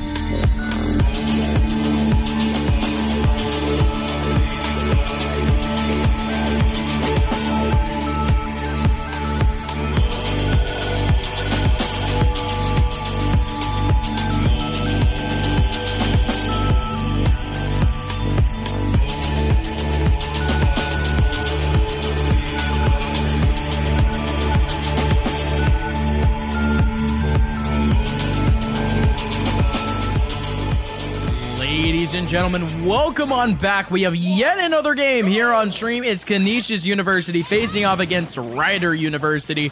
Representing Rider is TSR, aka the Sonic Ray. And oh man, oh my god. All right, this one has already exploded off the bat. A-Fly representing Canisius on the Griff esports side. It is Joker facing off against Ness. Yes, he may be the Sonic Ray, but he was getting beamed in the beginning there by this Ness, a 48% combo onto him. Already has Arson online as well, so that's going to put our Joker in a much better position to take this. But we saw what Ness can do earlier. Ness can be really nasty if he finds the possibility to do so. But right now, the Ness that we're watching isn't playing as defensive as the one we'd seen earlier. We're seeing a lot of aggressive attacks, a lot of holding that stick towards your enemy, just trying to find early damage. But as he pushes into a Joker, it's a dangerous thing to do because with that Arson out, he's a bit of a tank himself. Oh, I like the little potential that we're seeing once in a while from A-Fly. I mean, it's mainly just the Ness combo type thing. I mean, you saw what was Nair, I think Fair into Nair, but the Nair didn't end up connecting. But it's still very much, or I'm sorry, not Nair, down B, which was the reflector. So we're seeing potential from really both of these players early on, just in this one stock alone, and it's super close. Oh boy, all right, TSR. He is up against the road. The back throw will absolutely do it. So much pressure, and it doesn't really help that PK Thunder is right up in his business. But now, double PK Fire. Look how much damage that did, Septilin. 60% damage from that double PK Fire combo, and that is just nasty to say the least. Right now, Drift might be at 107%, but has a stranglehold of this match against TSR, who, even with Arson out, seems to be struggling a little bit against this Ness.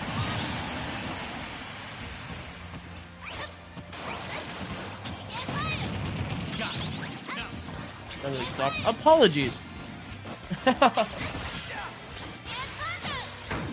TSR is putting in the work on this Joker, trying to, but Griff right now, still really well in the lead. That's going to be 2 stocks for both of them. TSR 100% already. Another Arson about to be online, but pulling it at 100%, you're really going to have to find some damage early on if you want to make the difference.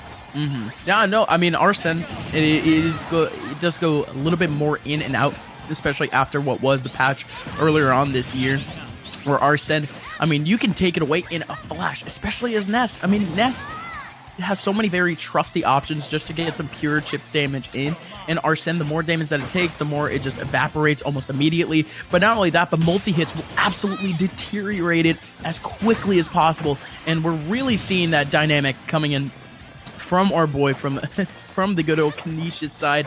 Again, A-Fly not letting this man breathe, not letting him actually use Arson to its fullest extent. And not only that, but he's just been dominating neutral thus far. Still very much a close game, though. Yeah, close game indeed. A lot closer than it looked at the beginning. Sonic Ray once again, Arson in his back, but that multi-hit, like you talked about earlier, could take him away just as fast. Griff on this Nest trying to find the damage, and I mean, TSR already in death range. If one more back throw next from Griff, you've really got to play that defensive style here. You also can't let this Nest get too close, or it's going to spell disaster. So right now, disaster will wow. TSR whether he likes it or not, and that was a quick one to say the least.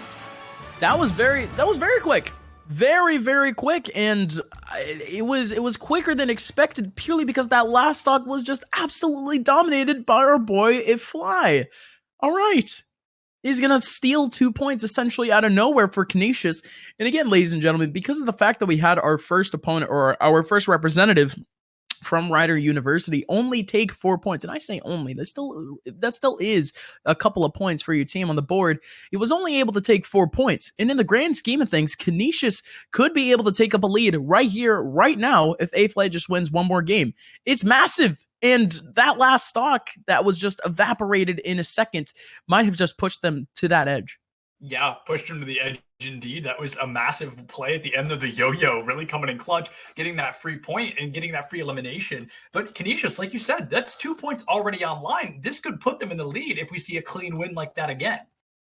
Yeah, and again, ladies and gentlemen, I think we are going to be seeing mainly the same matchup because, I mean, I think both of these players, they're sort of warming up to what exactly the playstyle is going to be. We already talked about Ness a little bit early on, and Ness, the only thing that this man does, or this boy does, whatever it may be, is literally just dominate neutral. just dominate tempo and momentum. And Joker, he has a good mix of both. And not only that, but he has really hard-hitting punish options that if we see this player, this Nest player, not exactly, be too conservative with his hits, he might just get knocked out just by a couple of chip hits here and there. So it is going to be another interesting matchup. I think our next map that might be just optimal for the Joker period most likely is going to be Kalos. We could really see anything though, purely because of what is the weird concoction that we have between these two teams. Yeah, like you said already, Kalos most likely our next pick, a map that a lot of people kind of fall back onto no matter what hero they're playing. We saw it just a moment ago with that Terry matchup, and we're going to see Joker versus Ness. Again, we just saw this. The Ness really came out on top, but the fight was still very close. So whether or not the Joker won, TSR still has a pretty good opportunity to take the lead on this. Absolutely. And now, ladies and gentlemen, we're heading right into, of course, game number 2. It is Battlefield. And I don't know about this one, Septilence, purely because we're seeing what is, this is a good map for Ness. I'll just be straight up. He can have so much freedom throughout this entire stage and really just be able to trap his opponents towards those platforms, extend out those multi-hits, extend out those combos that really shouldn't be extending, period. I mean, of course, a better map for him would be something like maybe a Smashville or a Town and City, but this is just, it's second to none. It's beautiful. Yeah, this is a really good Nest map. You beat me to saying that as well. And it's just something that Nest finds a lot of mobility on, gets to keep his distance, and that arguably is where Nest thrives most. The TSR 70% already, but has dumped in 60% damage onto that opponent as well. Arson online, but not able to do much with it as Griff is just constantly left, right, and center on this map. Like I mentioned, a lot of mobility. It's working out so far. We saw some tilts already, and TSR 120% caught off map, almost doomed already. Right now, the Nest looking like they're going to have a grip on this fight once again, and that back throw is going to prove it. Yeah, real quick and clean, and at this point, again, it's still very much a fight here for our boy A-Fly, as, again, the Sonic Ray is catching up little by little in terms of just hits, but that's the thing, right? It is almost literally the same dynamic that we saw earlier from our other Nest player, where the only thing that Sonic Ray can really catch up is just it's just chip damage. It's just hit and runs. It's just hits here and there that he can't exactly take full advantage of, and it leaves me exacerbated. You can't exactly explain it, but TSR, the only thing that he can really do is just take pure punishment, as even with Arsene, he's just getting abused. Yeah, he really is. 110% already on that second stock, and Griff hasn't even dropped the first. The back throw again takes TSR off. Once you hit 90, 100% against a Nest back throw as Joker, the odds of staying alive are slim to none, and 50% already. Arson comes out, but we've seen Arson make no difference so far, so I doubt that's going to change here.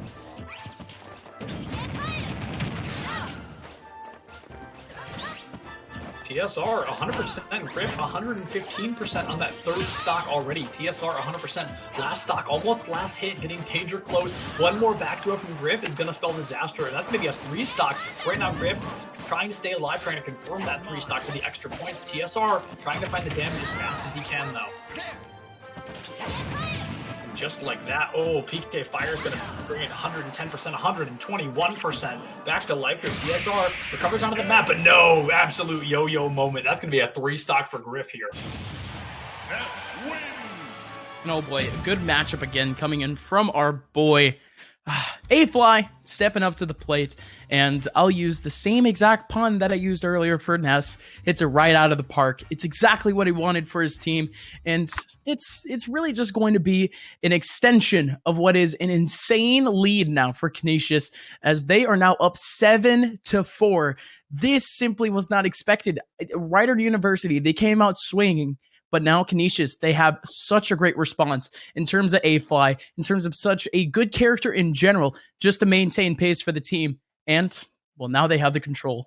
Yeah, they've got the lead, and the lead is arguably going to make all the difference. It's going to help them kind of stay on top of the game and stay on top of the eliminations. And, the lead, obviously, is going to make your team feel good. The mental going to be a little bit off for your opponents. And the next matchup, hopefully they can win again, but it's going to be tough to really find any points here. Yeah, no, super tough for really either team at this point. So this one's starting to get spicy, folks. We have game number 3, which is for now set up as MKL Rising facing off against TLA. It's going to be a good one. You guys don't want to miss it. We'll be back in just a little bit.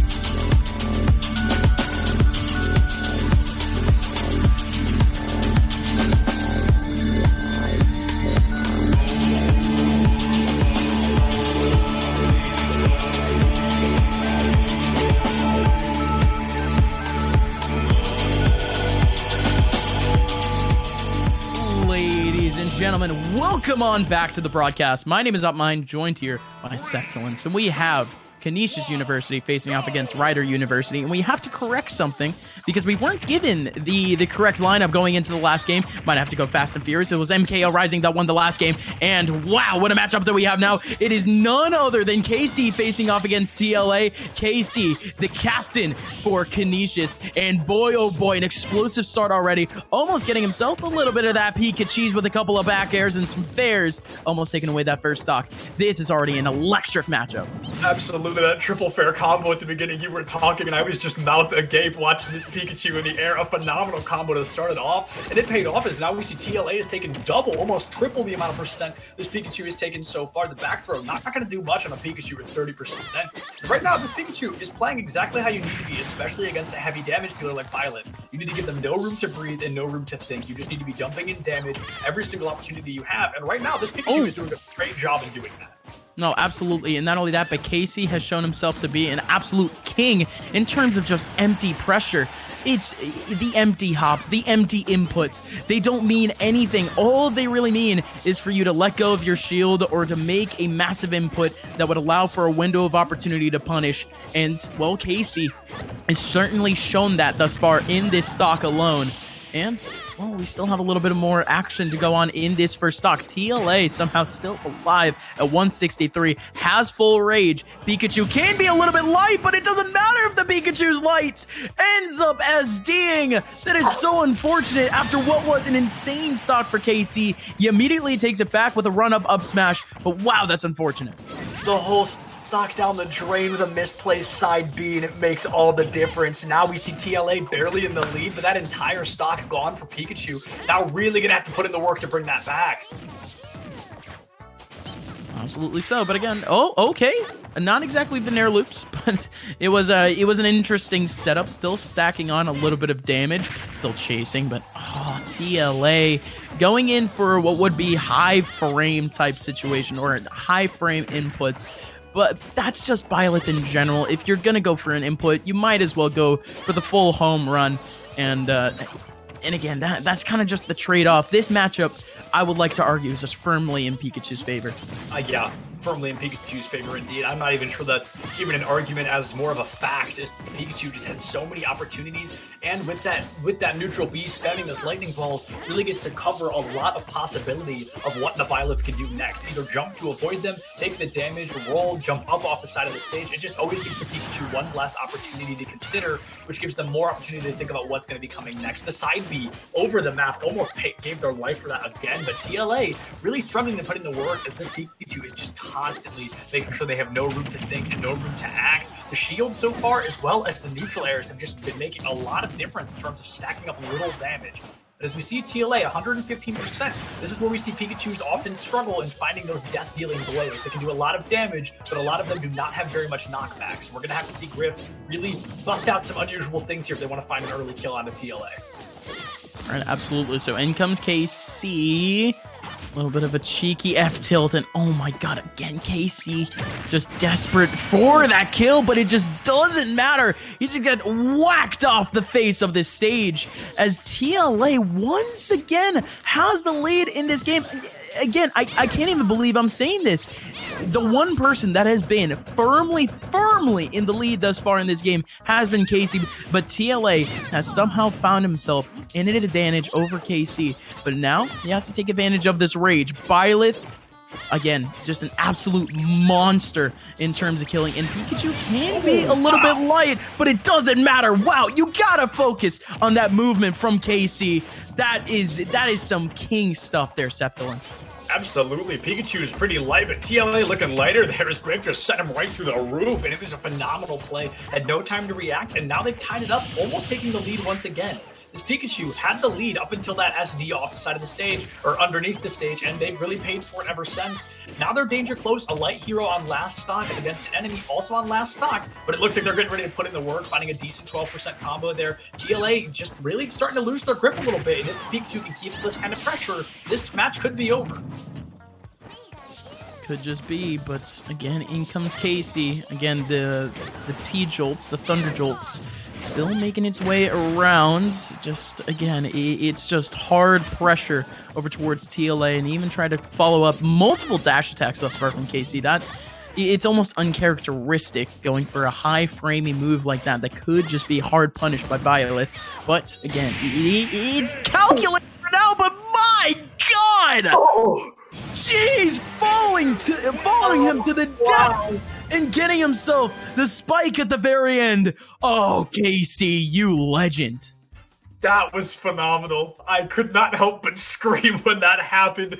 Could not have been better. That just dumpster off the side of the map onto Byleth, found the elimination, the crucial one to win that. That's going to be another point. That really came down to the wire, but frame perfect timing, found that dumpster, got the elimination, and helped KC win that. That was close, but I mean, really came back.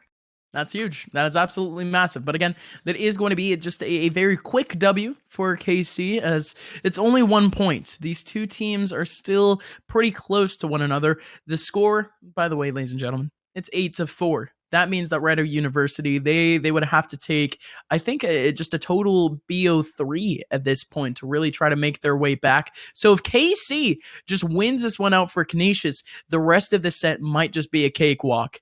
Oh boy. Like, it's crazy, right? Rider University, they came out absolutely swinging with such a great performance from 920.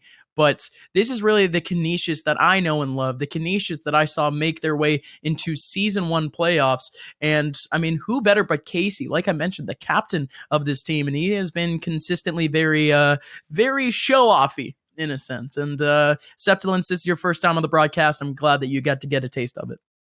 Yeah, show offy indeed. A lot of risky things, a lot of grabs, a lot of rolls, and a lot of down airs. And that one at the end finally paid off, found that very important elimination. And it really was impressive to say the very least. I mean, like you said, Upmind, he's showing off, he's flashy, no pun intended on the Pikachu there. But I mean, it really did end up working out. That was a phenomenal play. You don't see calculated Pikachu play like that often. Yeah, I mean, I come from two regions, technically, New England and Florida, that have some pretty prolific Pikachus. Of course, shoutouts to DM, shoutouts to ESAM. And yeah, they show me what exactly a high caliber, a high octane Pikachu is all about. And really, you don't really see a mix of what is like very neutral. I'm not going to say neutral, a very more conservative, in a sense, Pikachu, where you are really just trying to make up more space on stage and really just waiting out for just a hard punish. And Casey just makes it work. It's honestly really, really cool to see in terms of just this entire dynamic. But again, ladies and gentlemen, we do have ourselves game 2. This one isn't done just yet. You have to give it up, though, to TLA for even making this game close. Yeah, absolutely. TLA really brought that to the brink after the SD from Pikachu and wasn't able to make it back onto the stage. A little bit of a misplay with that side B. TLA really took advantage of that, took that extra ground that they found, that they were handed, really, and they really made it difficult. But we are about to go into an interesting match. It's going to be Sonic versus Pikachu, two very fast heroes coming out. TLA on the Sonic, Griff, they're going to stick to that Pikachu, but I don't know, this is going to be a weird matchup. Oh, absolutely. This, ladies and gentlemen, is the online special. Sonic has had such a resurgence in the online scope of things throughout the past couple of months. And I mean, some of the best players from Emerge from Wi-Fi are mostly Sonic players. So it's mainly just the online thing where you don't exactly have enough time to be able to react to any of Sonic's moves. Also because of how much empty pressure Sonic actually takes in. And I mean, I mentioned that Casey likes to put on a lot of empty pressure. Sonic is the king of it on Wi-Fi. And if TLA can really make his way through what is just a minefield of T-Jolts, might be able to take this one. But Casey is doing a stellar job right now. Yeah, absolutely. Wi-Fi Sonic's just a different breed of Smash player in all honesty. Terrifying to run into on that ladder and something that I'm not a fan of myself, but Sonic really does require a very good understanding of the play of the character to be good with him. And right now we see KC has a much better understanding of this Pikachu than TLA on the Sonic. Sonic already over 100%. Or KC just barely over 15. Wow, and the down B, the down B in the air takes TLA's first stock, and KC has hardly taken any damage. No, not at all. And that, again, that to me is it's nuts, right? But we still have more Super Smash Brothers to be played, just about 5 minutes and 30 seconds of it, purely because we're looking at a matchup that has a Sonic in it. He can really camp out and really just do his work. But look at this pressure again from KC. I'll say it again, KC, you absolute legend. He almost killed TLA off the very edge, but not only that, but he was still able to get himself the Thunderbolt right at the very edge of Kalos. This guy. Yeah, like you said, the Sonic is the one you'd expect to be putting on a lot of that empty pressure and that damage, but no, right now KC just ripping TLA's Sonic to shreds, really looking to make this a 3-0 right away. Just that constant empty spare, that constant pressure space being made, and KC making sure that TLA still has no time to think, and that is what's making the difference, in my opinion, between these two players. Is that KC is just thinking 5-6 steps ahead, playing that proactive style rather than that reactive style that we're seeing from TLA. And that's really just the fun bit of it, right? I mean, especially with the fact that, well, did Casey just drop his Nair loops early just to try to get, I don't even know what he was trying to go. What just happened? I was about to say, I don't even know what this guy is even going for. He side B's back. He thunderbolts him down to the depths. I'm losing words here, Septilins. I am losing my mind. What was that play? I literally can't even tell you. KC just with the downbeat at the bottom of the map spikes TLA into the depths of the Kalos region, and I too am at a loss for words on that. Oh wow. Wow is the only word that can come to mind for that. An absolute mad lad. Such an unnecessary play, but a flawless one. Wow. Huh. So how about that, folks? We got Flare, we got Magic, we got Thunderbolts.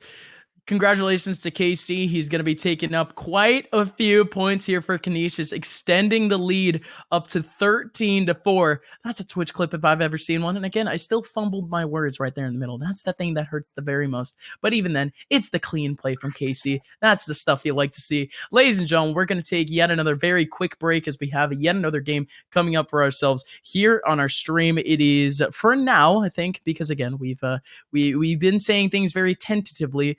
It is Flapjack versus Nifty Bean. Who knows at this point? We'll let you guys know who's facing off in just a little bit, as we'll have that next game set up for you guys.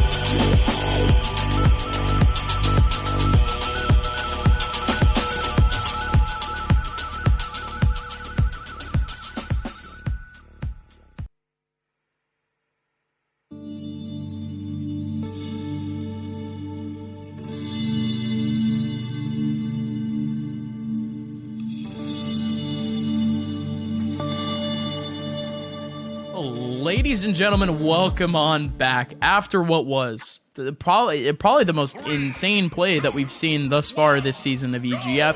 KC does take Canisius up 13-4, but now we have what is, I think, Flapjack versus Nifty Bean. My name is Upmind, joined here by Septilence, and well, this one's a weird matchup. To say the least, we're looking at Crom v King DDD, and I don't even know who comes out on top of this matchup because it's not one I think I've ever seen before. I'm a big fan of DDD. I can't play him myself, but I love watching others do it. And right now, I mean, I think I can give Crom the competitive edge simply due to the speed he can represent against DDD here. Got you, sir. And again, we do have to make a little bit of a correction. It is not actually Nifty Bean. It is Yoshi, man. So it happens. It happens. Like I said, we even had an entire game earlier today where MKL Ryzen just had an incredible game. We didn't even know that it was him. So we gotta give him credit for that one. But this one is Yoshi, man, and Yoshi, man, he does get exposed. Huge from Flapjack. Yeah, this matchup. This one isn't too great for King DDD. He's essentially just going to get comboed out purely because of such a chunky hurt box that he has. And, well, at this point, man, it's really just going to come down to what Yoshi, man, can try to pull off with just the amount of chunky damage that DDD can pull. Yeah, absolutely. DDD, if he can hit these combos, that's going to make all the difference. But right now, really struggling to do so. Trying to keep Crom off the stage, which is arguably the best place to have him. And there you go, he's got him there once again. But he's relying a lot on these Gordos. One of them's finally going to pay off. Make it, two of them's going to pay off. Still going to be able to survive that. Going to miss the third one, and that's going to keep the top. No! Oh, and he goes for the recovery reset, takes DDD clean down with him. That's going to be a one-stock advantage for Griff here as they now are up one over this DDD. That's wonderful. That is absolutely wonderful. I mean, you're at 150. Why not just take your opponent out with you, right? I mean, he wasn't dead. He could have recovered, but he still went for the absolute cheeky option of just going for the suicide. What an absolute legend. And now at this point, we have a clean stock lead now for our man here representing Canisius, which is Flapjack. But, I mean, you gotta think, though, Mr. Yoshi, man, he is taking up more damage than really expected, but it doesn't matter! Wow! One hit of the side B immediately into an F smash. What a little combo there from Flapjack. And right as I was about to say, oh, you know what? Yoshi, man, this guy right here might have a chance. He might be able to kind of choose one out. No, it's not gonna happen. Flapjack is crazy. What a play. Yeah, what a play indeed. And I'm glad that I was right giving Crom the competitive edge there. Just I did not see DDD coming out on top of that fight. And that, I mean, really went on to prove it. Flapjack took him out of the fight straight away. And we're going to have to see a swap from the DDD. That was a high-risk, high-reward scenario, and there was no reward for the player holding that controller. So right now, they are going to have to swap off that DDD, because especially against Crom, he's faster, he does more damage more consistently. Like, to be DDD, you'd have to be hitting some pretty nasty combos. And in a tournament setting like this, you want to be going with consistency. You don't want to be going for that high-risk, high-reward scenario. Yeah, absolutely. And ladies and gentlemen, if this one ends up going towards the side of Canisius, this one's done for. This set is done and dusted. So Rider University, they have a lot riding on this game alone. So Yoshi, man, I mean, if he lives up to the Yoshi, man, like name and actually pulls out Yoshi, that's a decent matchup, but that is simply just semantics. Let's actually see what's about to go down, because man, Flapjack, he just showed pure mechanical prowess. It's almost a travesty that we haven't seen many sorties on stream thus far, purely because of how great they can actually seem, how cool they look just in the game of Super Smash Bros. Yeah, no doubt. Sword fighters, I mean, there's a lot of them. Most of them come out of Fire Emblem, and they hold a lot of value. A lot of them are fast and heavy damage dealers, which is not something you see from a lot of other players. They're either fast or they do damage. But these sword fighters, in particular, Ike and Crom, and a little bit Mars. Oh, we're going to see a swap up, and it's going to be DDD to Yoshi, which is right. Yeah, it was a good call indeed, but it's going to be Crom versus Yoshi. And again, I still think Crom comes out on top unless this Yoshi can keep him off the map permanently. Yeah, no, but this matchup is a whole lot more competent. So, at this point, it is going to be what is Yoshi, just trying to depend on, just kind of wide-spanning multi-hits. Again, you knock up Chrom into the air almost once. He can't exactly escape just a couple of up airs or even an air just from Yoshi. I mean, Yoshi is very much a chunky little dinosaur. He's going to be able to take up so much percent off of you for really no reason. And not only that, but you have the double jump mechanic where you have just the super armor, and he's able to escape really all of the little combos that we saw there in game number 1. That is going to be fully escapable, my friend, for Yoshi, man. So let's see if he can actually live up to that. He just grabbed him twice. All right, cool beans. Even a down B, that was an interesting option, but does work out for him just as a little bit of a get off me. Not exactly in terms of damage. His shield is getting chipped at little by little. Now he's up against the ropes. Yeah, up against the ropes in that first stock already. Yoshi cannot take much damage and survive through it, so now we're going to have to see a much more defensive play style. But, I mean, as long as this Chrom can get even a little close, this is going to be difficult, because that sword, like I said, does damage fast. But right now, Yoshi almost has that 100% on the Chrom as well, so this is looking a little bit closer, but Chrom, much harder to launch than this Yoshi, so, I mean, it's still at a disadvantage here. Oh. No, that's it. Wow, massive. Somehow, Yoshi, man, able to slowly chip away at that stock, and now he finds himself in the lead. I like that little option there, just trying to land in with the down air. Down air, such a really good option with Yoshi. It does just about 20% if you get just a full hit. Not only that, it is a little bit of a combo starter, but really everything that we're seeing now from Yoshi, man, is just really hitting. Just has to continue it, though. That uppy, no, again, you can't really depend on that. We're not talking about Yoshi Man with a DDD. We're talking about Yoshi Man with a Yoshi, and you can't be going for just those wide, not going to say exactly cheesy, but wide situational options where you don't exactly have the optimal situation. Call him Yoshi Man because he's good at King DDD. They call him Yoshi Man because he's probably good at that Yoshi, and right now it's showing that he was at the deficit at the beginning, got almost an entire stock, and then the next one to 100% already.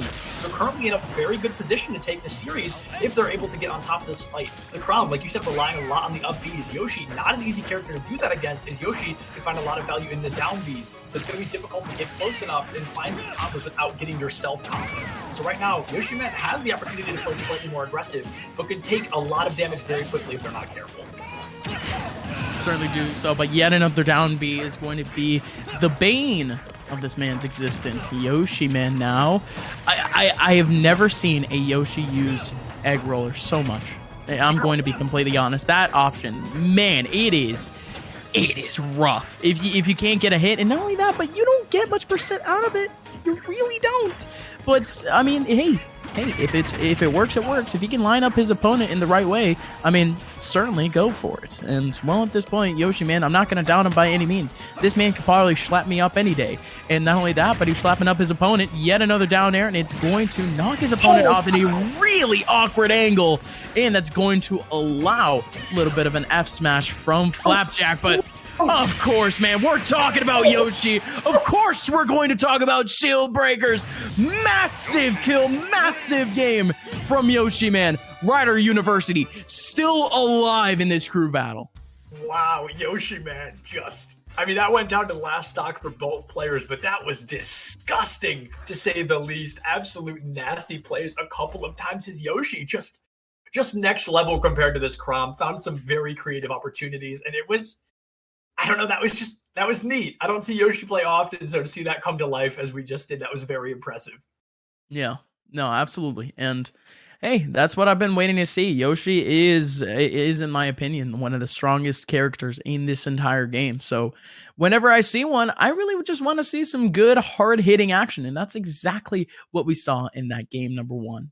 Or game number 2, sorry. Game number 1 with the DDD, though, man, I mean, we saw DDD earlier on stream, and he was absolutely nuts. He took down what was one of our regulars here on the EGF stream, and he did it all in a matchup against Pokemon Trainer. Pokemon Trainer beats DDD every single day of the week, but it is what it is. I digress, as now at this point, we have a new landscape in our set, a new landscape in this crew battle, as this could be flipped on its head.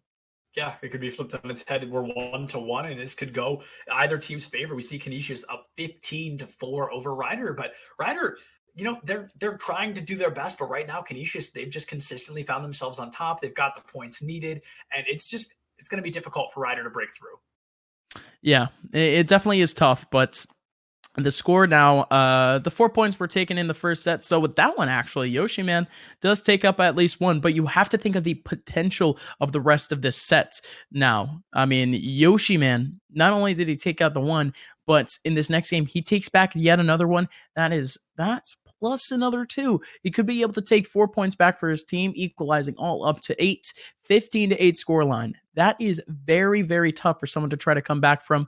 I think that's going to have to be a 3 stock and a 2 stock for your team to try to make back up. But it at least keeps your team in the running. And ladies and gentlemen, let's see if that prophecy even happens. If Flapjack wins this game, Canisius wins the crew battle. If Yoshiman takes this one back, Ryder University, they have a hope. Yeah, we saw that last series was very close. So while Yoshiman came out on top, Flapjack still may be able to turn it around unless Yoshiman really busts out the word. And it looks like he's going to very early on, picking up a 60% combo onto Flapjack, who just now hits his first hit. And Yoshiman is not trying to drop this momentum anytime soon. Instead, trying to take this Crom out as early as possible because a 1-stock lead, I mean, that could make all the difference at the end of the day. Oh, absolutely. And this stage in itself, if we were talking about Town and City, it would have been a whole different story, IMHO. Purely because we would be seeing what is Yoshiman really just trying to go for, you know, just hard up airs, just hard strings up in the air. But now with Smashville, he might get a little bit choked out, but this platform literally just acts as just a landing target for all of his just short combos. Like, he's going for up tilt. He's going to be able to reset off that middle platform to go for, I think, double up air that gets so much damage. But it just doesn't matter, right? You still have Crom on the other side of the stage, and he hits really well. Absolutely. He's going to hit well already, but he's still down that stock, and the stock is going to make all the... Yeah, like I said earlier, can make all the difference. We see Flapjack still up, still has that stock online, and right now, Yoshiman is going to be struggling a little bit, trying to find that elimination, but it's coming down to that now or never moment. Losing one more stock could spell disaster. Uh-oh, but in again. Yoshiman just trying to finish off the stock. That back air, again, does hit pretty well, but couldn't exactly get the kill off that one. Now the up air, too, at 120. I'm quite surprised that this man is still alive. And wow, yet another down B. That is just a stellar option, because he ended up baiting out the spot dodge. And then the land on in. I mean, the Tims, right? The Tims ends up connecting really, really 15-15 just about in terms of percent. And this one is just about even. Yeah, just about even, really as close as it could be in this possible moment. That up B gonna dump 30% onto Yoshiman, excuse me. So Flapjack gonna be in a slightly better position. Shield almost goes down there to the size of a Skittle, and it's gonna be difficult to get aggressive with your shield being that low. But right now, Yoshiman's gonna have to do something, because this set's looking a little more rough than the one we saw before. It certainly is, but now he's back. Flapjack. Whoa, okay, that was interesting. Very, very much of a short hop into an air dodge, but he almost gets caught off in it. He's at the funny number percent, but he's still not exactly safe. As, again, he gets pressured, but pulls out just a back air right in the middle of the stage. Still going to be able to connect. Flapjack, he wins this next stock, and he wins the crew battle for his team. And oh boy, is it close now. No, Yoshiman ends up going for the down B, but goes the wrong direction. Now he just gets whacked up. Yeah, he's going to get whacked up, and right now he's, like I said, really not looking good. At the moment, weird angle to be hit at. That did allow for a little bit of a follow-up, but now here we go. Up smash right through the platform. Could get punished off of that again. These down Bs are starting to become less and less rare, but that fair using the dome. Finally going to finish off that stock. We're last stock. Yeah, last stock for both, and right now Yoshiman on the brink of death, and it's going to be really difficult to take out a 0% Crom, who dumps 30% more into you off the map. Wow, and that's it. Elimination, that's going to be a quick one. The down air is going to be very important to find that late in the fight, and it works out. Crom comes out on top. Yes, sir. Ladies and gentlemen, Canisius University wins this crew battle over Ryder University. And again, it was very much a hard-fought battle. Both of these teams are right at around that mid-level of the table. But Canisius, they're going to go up to a positive record, up to a 3-2. and Rider University. I mentioned that they were more or less mid-table, but it's very unfortunate. They're going to be going down to 1-4, but you can see the potential in this squad. I don't doubt that they can make a little bit of a run later on in our season. But our broadcast isn't over, but it is for myself. Unfortunately, you're going to be stuck here with Septilence. I mean, who would have thought? He is going to be here running solo for this last game. So for now, ladies and gentlemen, my name is Upmind. You can follow me on Twitter at Upmind_. We still have one more game remaining. It is A-Fly facing off against Nifty Bean. Septilence, it's been an absolute honor. It's been a pleasure, my friend, and I'm sure we will cast again one day soon. Thank you so much for hanging out with me tonight. But as he said, you guys are stuck with me on my lonesome for just a little while until my next co-caster gets here. Who would have thought Overwatch caster Septilence here on the Smash scene with you all? And, you know, just to fill you guys in a little bit between rounds, I've been playing Smash for about 13 years, maybe 11 or 12 years, but I've been in the scene for a long time. So it's something that I'm more familiar with than you may expect. It's something that I used to play competitively around 2014. So I know a little bit more than you might think, you know, the Overwatch caster showing his head in the area. But yeah, Upmind, thank you so much for hanging out with me tonight, man. It's been a great start for this. Absolutely. Ladies and gentlemen, we'll be right back with that last game. We'll see you guys in just a little bit.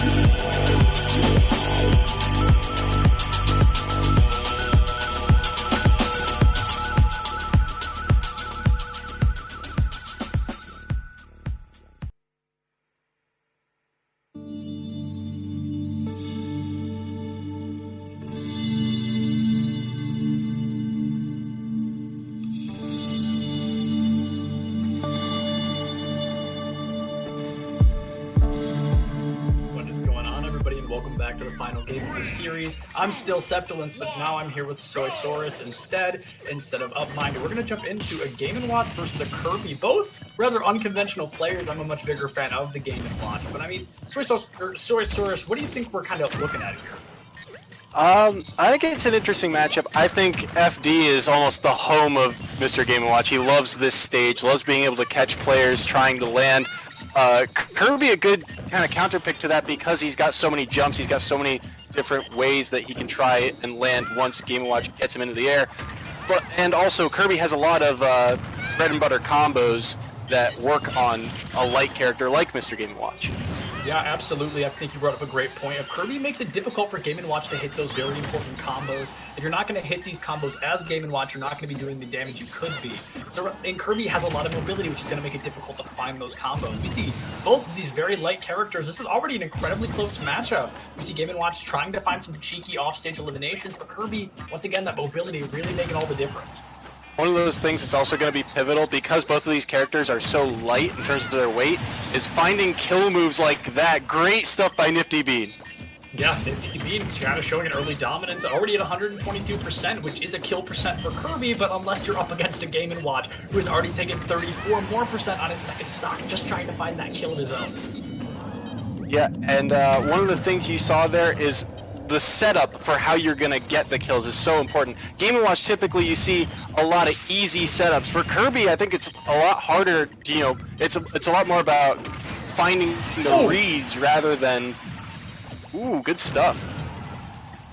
As I was saying, it's a lot more about finding the reads rather than, Game & Watch has the easiest setup of down smash into imagination, basically.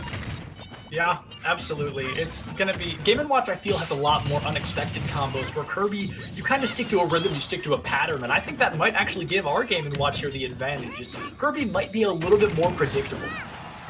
Yeah, but Kirby's doing a really solid job of making every hit count. Once Kirby gets in, he's setting up those combos and racking up the damage. Yeah, absolutely, and he's just racking up the damage as fast as he can with a massive lead, almost finds an elimination back onto the Game & Watch, who's just side B. His judgment is not working out. I think that's the third one that he's hit just in these two stocks alone. So right now, Nifty Bean with a very dominant lead on Final Destination here. And we talked about how it's kind of like a linear game plan for Kirby. Game & Watch, nice job taking the stock there, but Game & Watch also has a very similar game plan of, drag down nair into, whatever, or jab cancel down tilt is something I see this Game & Watch do a lot of. Yeah, and I think this Game & Watch is just trying to keep Kirby in the air, but that's almost the most dangerous place to have him. As I keep mentioning Kirby's mobility, it makes all the difference. I think you might have better luck playing maybe a little bit lower. There's the fourth one we've seen. This has got to be some kind of record. Very unfortunate to see from this Game & Watch coming out at this point. He's now got Nifty Bean to 121%. The blink of an eye, he took a lost series to something that he can still come out on top of, but he's got to play very careful.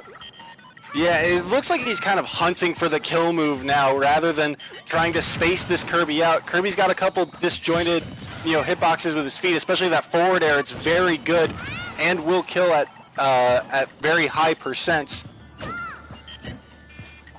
This game keeps making a very risky play of rolling into the Kirby, and it hasn't worked out, but it hasn't failed them yet either. It's just something you don't see often, but nope, the up attack is just going to find the elimination onto Game & Watch, and Nifty Bean, by the skin of his teeth, they're just barely going to come out on top.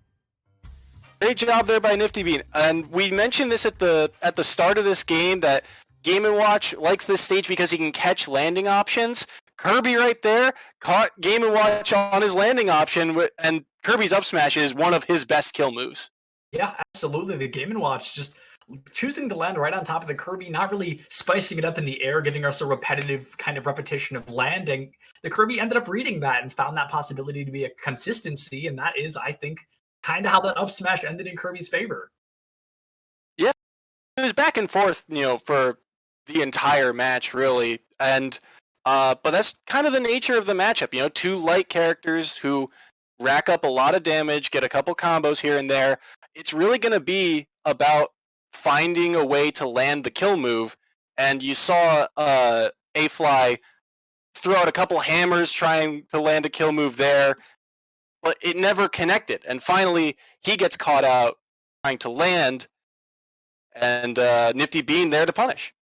Yeah, absolutely. I'm a big fan of Mr. Game & Watch. I think he's a very niche hero to play, and he's a difficult one, that being so light, but he's very glass cannon. He's very light, but he can do a lot of damage if played correctly. And I think we just saw a couple mistakes from our Game & Watch here tonight that really did end up tipping that fight in Kirby's favor.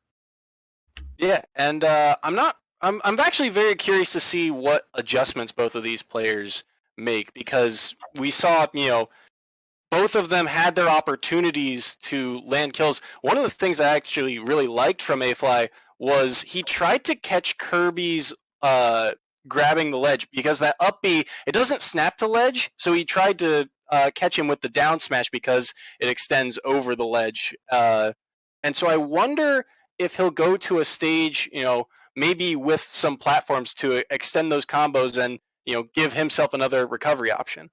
Yeah, absolutely. Kirby has a lot more recovery options and can spice things up a little bit more than our Game & Watch can. He's just got that upbeat, kind of sends him in one static direction, where Kirby can use those jumps, kind of move back and forth a little bit more. But we're going to go into the same heroes, the same characters here, and I'm not surprised with how close that series was.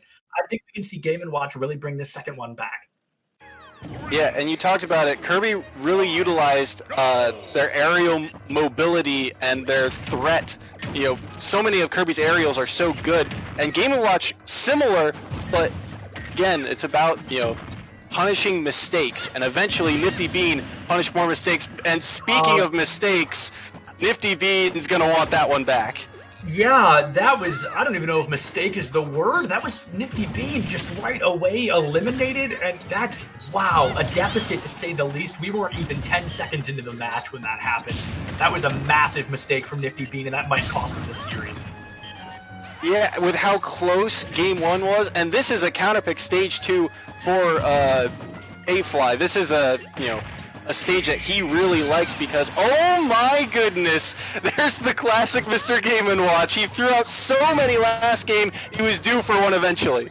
Yeah, that was just Nifty Bean just being abused this round. Right now, Game & Watch just has a stranglehold on this matchup. Already 30% last stock, and if Game & Watch can get the 3 stock, this is going to be a lot of points. And now you're seeing he's starting to read some of Kirby's roll-ins too. Very dangerous, because there's so much kill power on all those Game & Watch smash attacks. Absolutely, and the perfect shield on that 7 could have just saved Nifty Bean's life there. That would have been some serious knockback, and when you're on your last stock like this, every percent counts, and right now, Nifty Bean is going to have to start playing just very defensively if they want any hope of staying alive. And at this point, Nifty's almost at kill percent, especially if he's not at center stage. Blast zones on this stage are very high, but the down tilt, we talked about this earlier, jab cancel down tilt is a Game & Watch special for a Fly, and there it is, capitalizing on Kirby. The blink of an eye, that down tilt comes in clutch, and that just, the death at the beginning just absolutely threw that away for Nifty Bean, and just a phenomenal performance. That was some much better Game & Watch gameplay than we saw last round. I mentioned previously that a lot of what we lost was those minimal mistakes that the Game & Watch was offering that gave our Kirby, that gave Nifty Bean the opportunity to come out on top of those fights. But right there, Nifty Bean is the one that made the mistake, and that really is what made the difference there. And you could feel the momentum swing right off the bat, right? As soon as Kirby lost his first stock, you could feel a Fly start to gain a little bit of momentum and confidence and go for some of those reads that we were talking about, reading the roll in off the ground, things like that. Yeah, absolutely. Just, it's all about, especially when you play characters that are such high tactic, like Mr. Game & Watch, it's all going to be about reading your opponent and what they have to offer you next. And that is, I think, what makes the difference of a good Game & Watch player and a great Game & Watch player, is you play proactively rather than reactively to what your opponent may be doing. You've got to be 4, 5, 6 steps ahead if you want to be a successful Game & Watch. And I do think that's what we saw there just a moment ago. Yeah. And so now we go into Game 3, and I really don't know what to expect. It was a close Game 1, but Game 2, I mean, a Fly seemed to grab that momentum. So I feel like heading into Game 3, the first stock is going to be the most important. Yeah, absolutely. I mean, we saw that there. We saw Nifty Bean lose that stock very early on, and it made all the difference in the end. Losing that initial stock is dangerous, and it's something that can really put you at a deficit for the rest of the series. Yeah, and I mean, I don't really know where to go with this. We kind of talked about it already. These two characters are very, like you said, glass cannon matchups. They'll rack up a ton of damage, but they also die very easily. So I'm really curious what type of stage selection we're going to see. Yeah, I wonder if we're going to see stage selection. I wonder if we might see a swap even, because Nifty Bean, that last round was rough. Your mental on the Kirby is just, it's not going to be there right now. It's going to be on the downside. And no matter what map you pick, when you're up against a Game & Watch that, like I said earlier, is 5 or 6 steps ahead of you, it's really difficult to run that glass cannon type player like Kirby into that. So it's really going to be difficult to play that Kirby. But if it's a comfort pick, if it's something that that it's your best hero, then I wouldn't be surprised if we saw it come out once again. One of the things I think that's interesting to note is if you look at the character matchup specifically, a lot of Kirby's kill power comes off the side blast zone. So I think if Kirby gets the stage choice here, he's going to want a smaller stage so that he gets more kill options, off the side. Whereas Game & Watch, I think, likes to kill a lot off the top more. You saw him land a couple up smashes.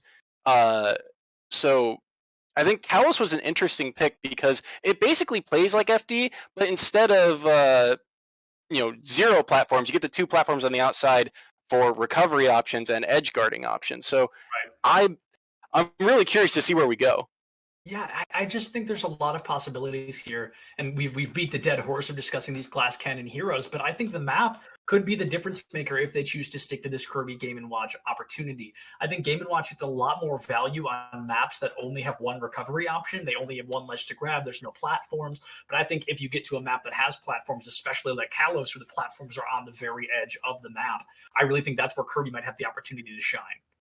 And we talked about how triplats kind of extend combos too. Both of these characters like to extend their combos. So I'd be expecting a triplat here, maybe a Yoshi's Story or a Battlefield for either of these guys. But who knows? Sometimes at this level you'll see a comfort pick to another stage like Smashville maybe.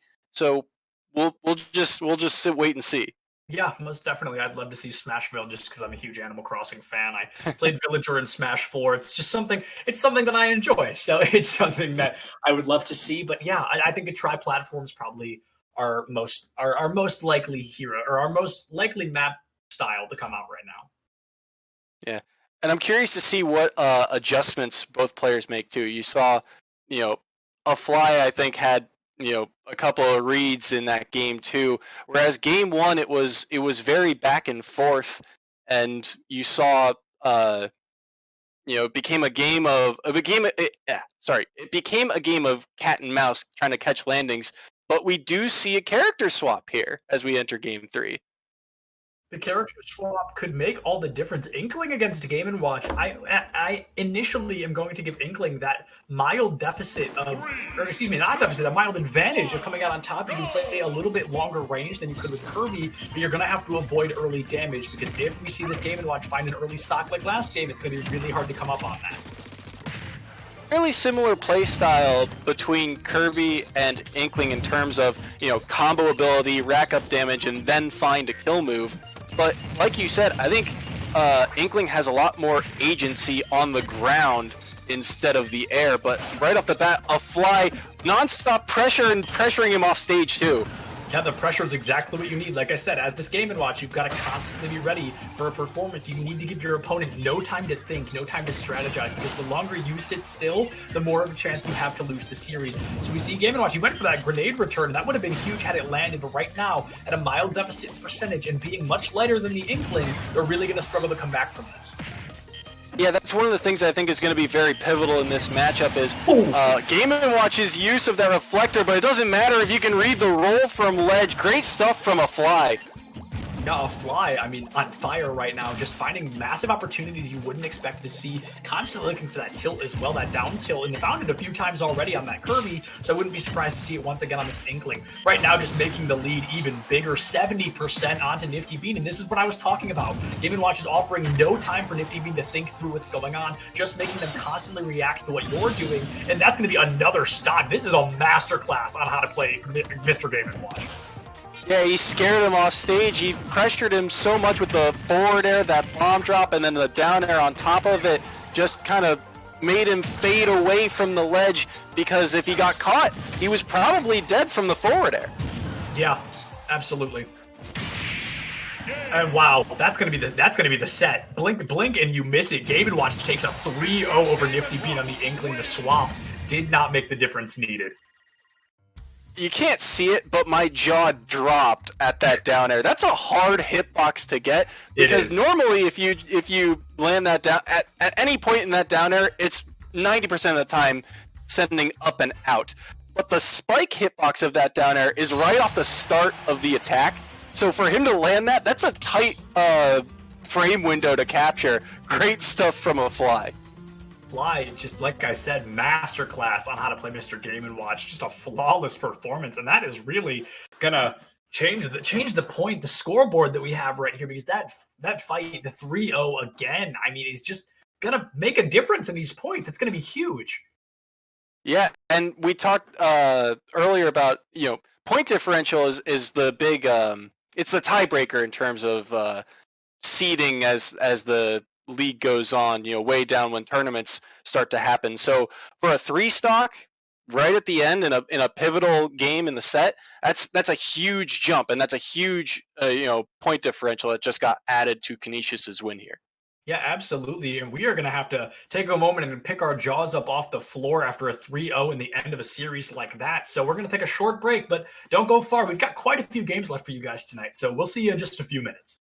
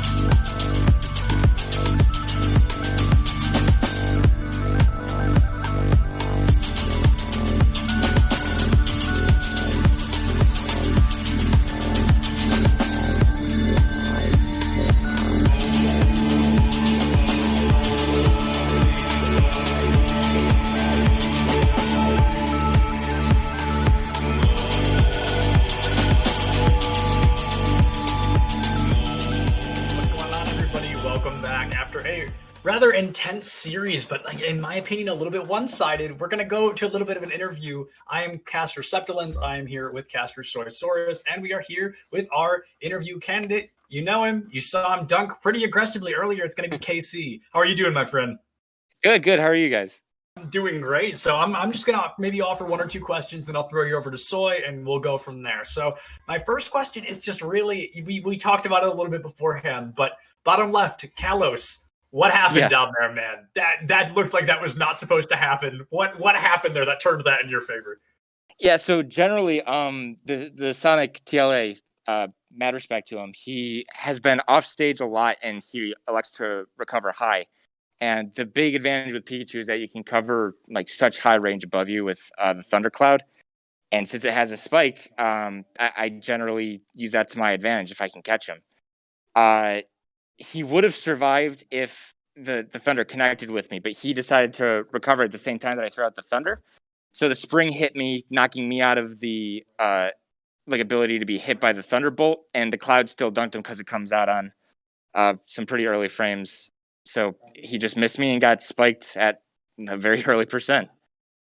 Yeah, that was unfortunate to say the least. But you guys kind of walked away with a bit of aggressive win against this team today. So how do you guys feel kind of moving forward against this? We're pretty optimistic. We've got some new blood in our ranks, and we've got a couple of veterans that are trying to teach some guys some new stuff. You can't really teach the old dog new tricks, but we've got some fresh blood that we're training up, and we're feeling very optimistic. It was close with Quinnipiac, who has been a rival in our past, and the 3 games that we've won, we haven't had a whole lot of issues winning. So we're optimistic for our next game and excited to keep competing. Yeah, absolutely. I'm stoked to hear that you guys really did put on a great show tonight. But I'm now going to throw you over to Soysaurus, who's going to ask you a couple more questions. Sounds good. Yeah. Do you actually know who you play next week? I don't. Our schedule hasn't been completely updated. Okay. I was just curious. Yeah. So, congrats on your win and congrats on your clip, by the way. Thank you. Both spikes were very good. Can you take me through game 1 against Byleth, what you were thinking? Yeah. So game 1, the matchup is usually pretty Pika favored. Lots of Byleth's heavy, Byleth's slow. The tether recovery is usually pretty susceptible to lots of Pikachu moves, forward air and back air being the main ones. I was having a bit of trouble with the internet. Dropped a couple of my combos, dropped some of my edge guards, but it's incredibly easy for Pikachu to die to anything Byleth throws out with the axe. So I had to watch my spacing a little bit more. And once I got to those higher percents, I had to start searching for my kills, and that got difficult. But I was able to pull it out, and then TLA decided to switch to Sonic, and I actually feel a little more comfortable in the Sonic matchup. Nice. So I know you guys a couple of guys from this team because I graduated from the team last year, and so can you kind of talk through like the transition of 3 seniors left the team from last year, and you have some guys who have to fill some pretty big shoes on this year's roster. So can you talk through what it's been like to try and do that? Absolutely. So for all of our graduating seniors, you included, we of course miss you guys. But everybody who has played for us is still in our Discord, and we've got a bunch of seniors who play a variety of characters. So they actually help train our new guys. We had a couple close games, or a couple big games against Quinnipiac Shulk, whose name is escaping me right now. But we had a senior that graduated who is also a Shulk, and he's been helping us with that matchup. As for the new blood, we were very excited to have them on the team because we saw a lot of potential. Granted, we didn't get much of a preseason when we were starting up. Our esports program has been going through a big transition, but we're starting to pick up, and I'm very excited to see where these new guys are going to develop and eventually take over after I graduate this year. You mentioned it. They've been looking like they've been improving. I've seen a lot of growth, especially out of Flapjack was new to the team last year, and I've seen him play almost. He's added stuff to his gameplay from last year. Things like the side B wave bounce. I think completely different from how he played last year. I want to go in a little bit more on. Do you guys have like a pregame ritual at all? I mean, everybody's got their own pregame ritual. We don't necessarily have like a team one, but we all generally listen to some pump up music in some form before we go in. And if I'm feeling like it's a really tough match, I do 13 push-ups, put on some Fall Out Boy, and then I'll rock out. But in that last game during against the Sonic, I actually put on "Good Evening" by Mac Miller, and that really pumped me up. So Good choice. Good song choice, man. Thanks. Yeah. That's my pregame.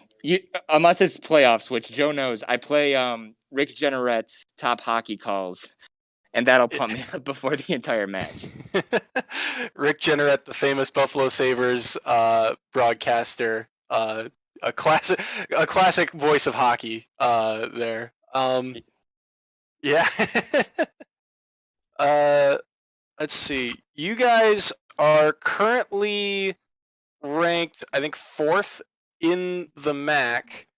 And is there any team out there that you think actually, let me rephrase that. How do you look at the rest of the field of the MAC conference? Very similarly to past years, we've been EGF pretty much 2 years now. We know who our big teams are to beat. We're looking at Siena, we're looking at Marist, we're looking at St. Peter's. Those are big guys to play. We've held tough with them last year. We've won over those teams last year, and I'm hopeful that we could do it again.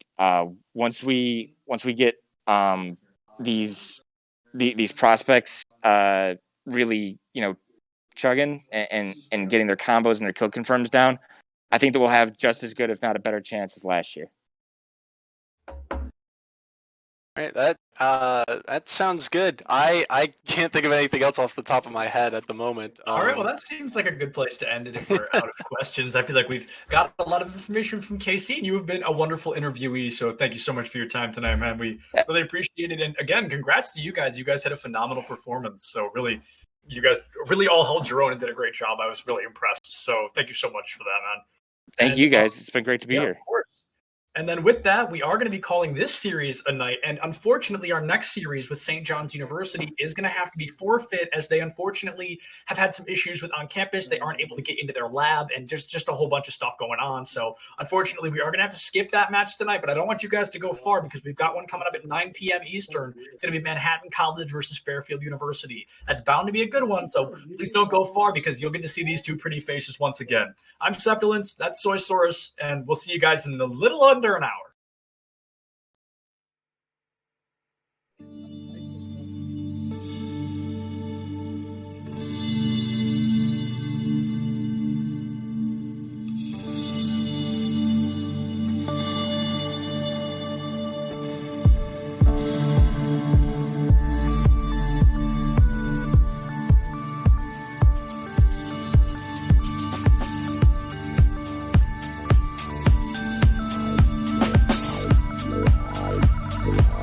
Yeah.